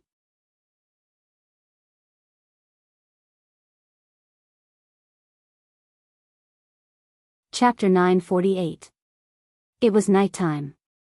In the elven forest that had turned dark and gloomy, Noah held a sharp longsword in his hand and slowly drew a pattern on the ground.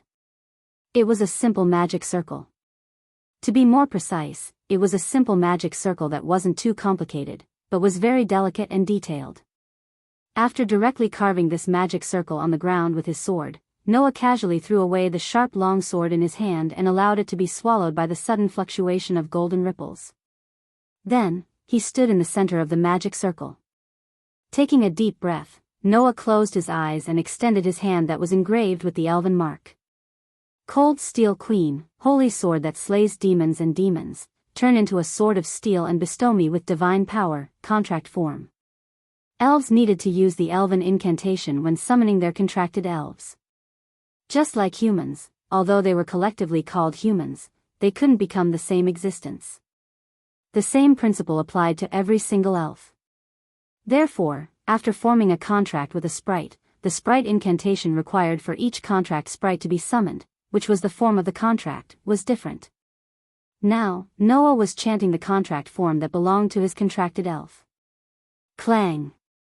Just like during the day, the moment Noah's contract form was cast, the elven mark that was branded on Noah's left hand bloomed with dazzling light. At the same time, the magic circle carved on the ground also shone, illuminating the entire dark space.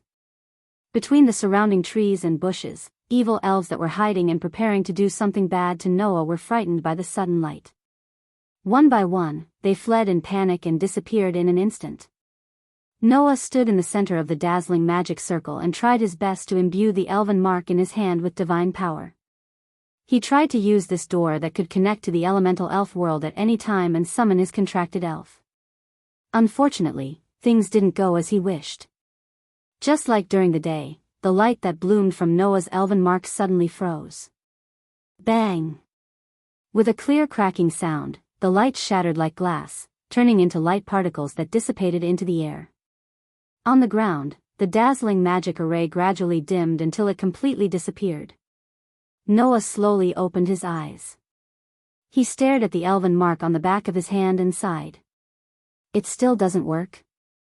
Because the summoning during the day had failed, Noah planned to use the help of the magic array to open the circuit to the elemental sprite world more smoothly and summon the contracted sprites.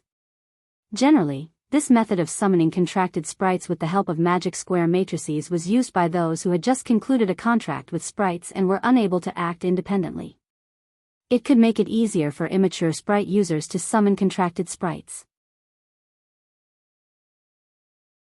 Originally, Gray and Vath thought that with Noah's talent, even if he had just contracted a sprite, he didn't need to install 2 small wheels on the back to avoid falling down like a child learning how to ride a bicycle. Who would have thought that the summoning would fail? Noah had no choice but to use this method, which was similar to installing 2 small wheels on the rear wheel of a bicycle to avoid falling down, to summon the elves. If this still doesn't work, then I guess there's really no other way.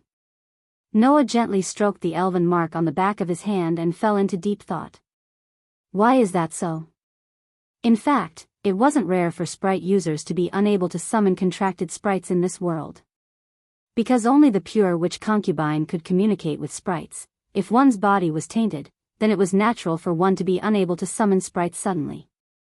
Apart from that, for example, breaking the oath of the contract, causing one to be unable to communicate with sprites due to mental trauma, would also cause sprite users to be unable to summon sprites.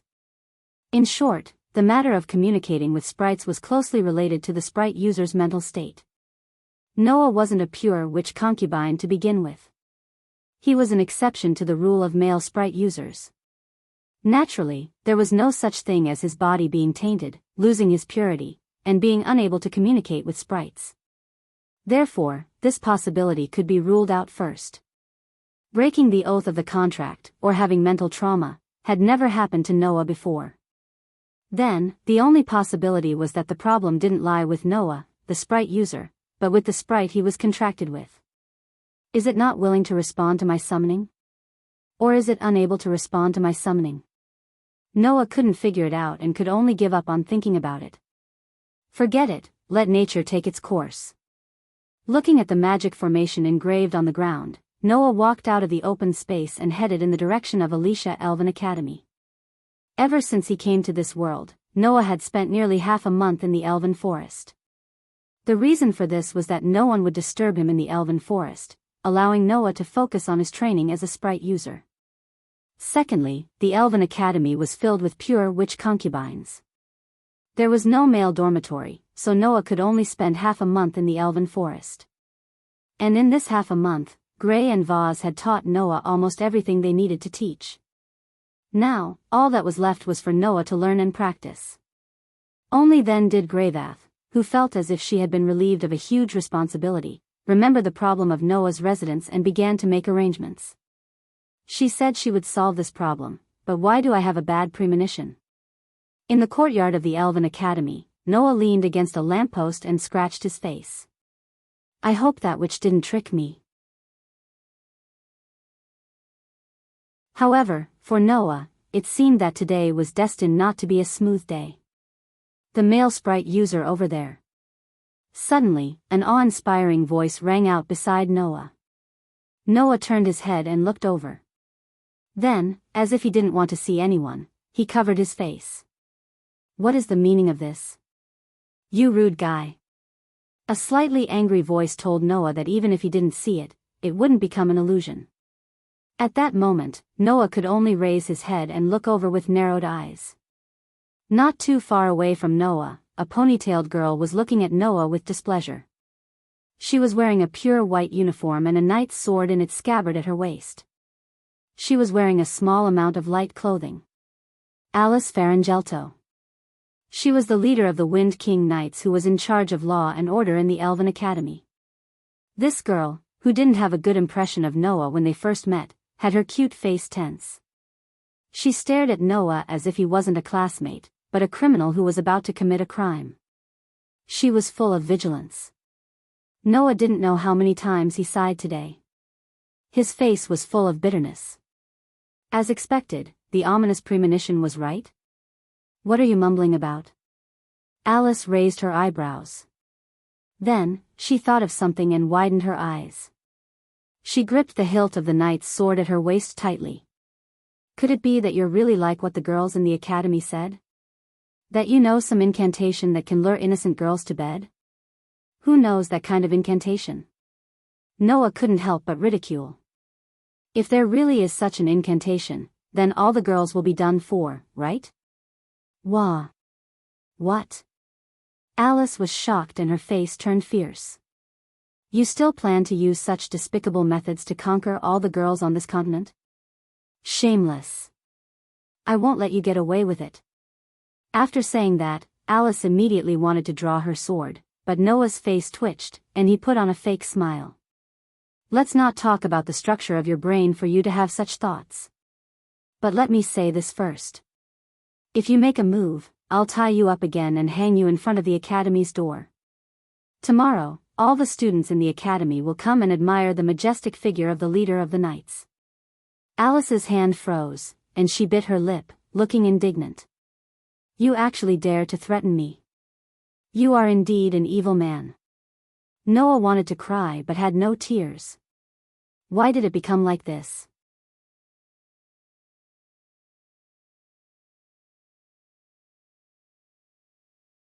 Chapter 949.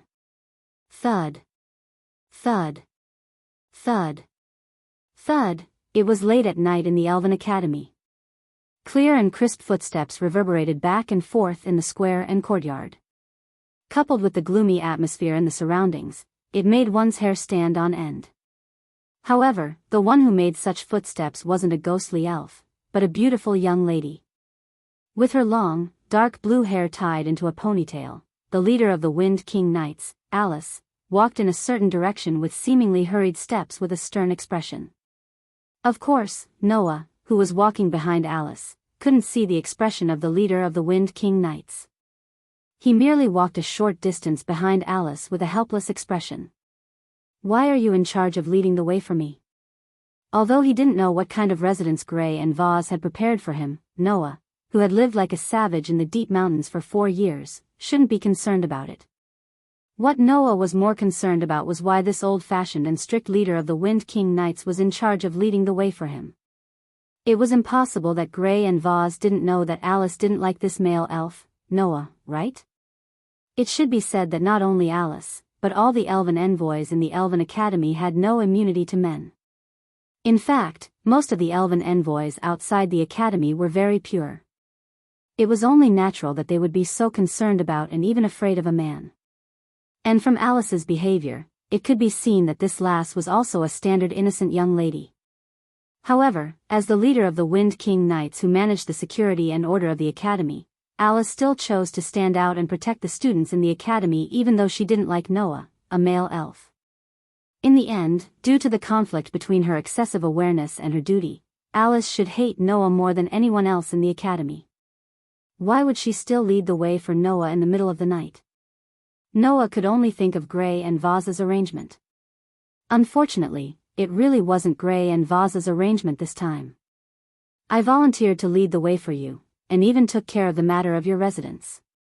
Alice spat out some merciless words without even turning her head. Do you have any objections? It's not an opinion. Noah shrugged.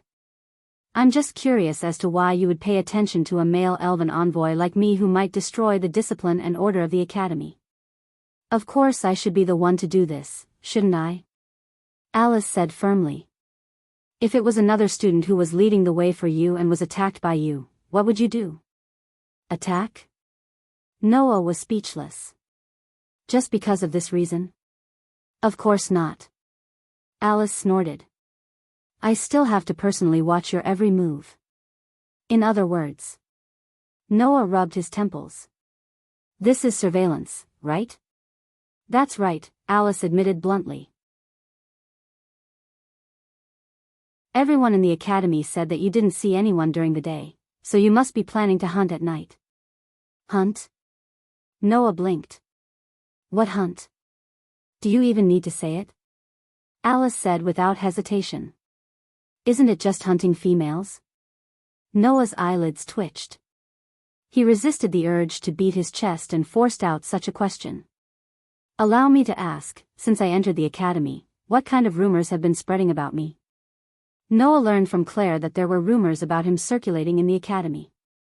For example, as long as he talked to a witch G, he could taint her. As long as he looked at a witch G, he could make her pregnant. For example, as long as he got close to witch G, he would transform into a wolf and devour her in a single bite. Alice also said that there were rumors in the academy that no one knew how to seduce young girls into bed. Now, with the addition of the rumors about him coming out in the middle of the night to hunt young girls, Noah really didn't know what kind of rumors had been spreading about him. Do you think no one knows about all the good things you've done? Upon hearing Noah's question, Alice snorted disdainfully as she spoke. For example, you forced yourself on the dean and had something on her, threatening her to let you study here. Another example is that you've been in the elven forest every day to find pure elves to form contracts with. We already know about all the dirty things you've done. All right. Noah gave up. It's my fault. In this world, there were indeed things that were better if one didn't know about them. Noah really regretted asking Alice this question. However, Alice didn't understand the meaning behind Noah's words and frowned. Do you think it's useful to admit your mistake now? The evil things you've done can't be erased just because of your words. Noah was speechless. Oh, right. Alice suddenly tilted her head and asked. What do you mean by forcing yourself on her? For the first time, Noah had the urge to die. We're here. About 5 minutes later, Alice stopped in her tracks and pointed in front. Your dorm is there. Upon hearing this, Noah raised his eyes and looked in the direction that Alice was pointing at. Suddenly, a very imposing building appeared in front of Noah's eyes. It was a building that was much larger than an ordinary house. There were many small rooms inside, and there was a large shower beside it. In front of the building, at the entrance, there was a large pile of wooden barrels filled with straw fodder. Inside, There were many fine horses with their eyes closed and heads lowered, sleeping soundly. Yes. In each of the small rooms in the building, there was a horse. Noah was completely dumbfounded. That can't be a stable, right? This Alice, is she planning to let me live in a stable? What are you looking at? Alice said in dissatisfaction. I'm not showing you the stable, but the side of the stable. Now that Alice had mentioned it, Noah finally realized what was going on. Just beside the stable, there was a simple hut. It was a small wooden hut that looked like it was about to collapse. How is it? Not bad, right? Alice said with some pride. It took me 3 hours to build it using my contracted spirits. Noah was once again speechless. This time, Noah was completely sure. If it wasn't that Alice really wanted to take revenge, then it was that the eyes and values of the leader of the knights were different from his. Noah could only let out a long sigh, and extended a hand toward the extremely simple hut. Just as Alice was wondering what Noah was planning to do, Noah's eyes sharpened. Ha! Accompanied by a deep roar, a burst of powerful divine might energy suddenly erupted with Noah's palm as the center. Dong! The berserk divine might transformed into the most substantial shockwave. It scraped the ground and stirred up sand and dust. It carried with it a strong vibration and whistling sound. It surged toward the simple and crude hut like a toppling mountain and overturning sea, covering it. Bang! Unsurprisingly, the simple hut made of wooden blocks was directly swept away by the violent divine aura, completely falling apart. Alice sucked in a cold breath as she watched the scene unfold. Just by releasing the power of the divine might, it could actually cause a physical effect? What kind of powerful divine might was required to accomplish such a feat? It was just blown away, and it fell apart immediately. Noah glanced at Alice. You intend to let me live in a place like this? Are you dissatisfied with something? Alice reacted and stared at Noah. Don't tell me you want to live in the female dormitory? Noah slapped his forehead and ignored Alice. He looked around and then came to the bottom of a tree. Who? The tip of his foot touched the ground, and Noah leaped into the air and onto the tree. He leaned against the trunk, sat on a thick branch, hugged his arms, closed his eyes, and entered a state of deep sleep. Seeing this, Alice couldn't help but be at a loss. He can't be planning to live on the tree, right? You're tuning in to the Romantic Tales YouTube channel. Don't forget to subscribe and join us on this journey to catch the most captivating stories.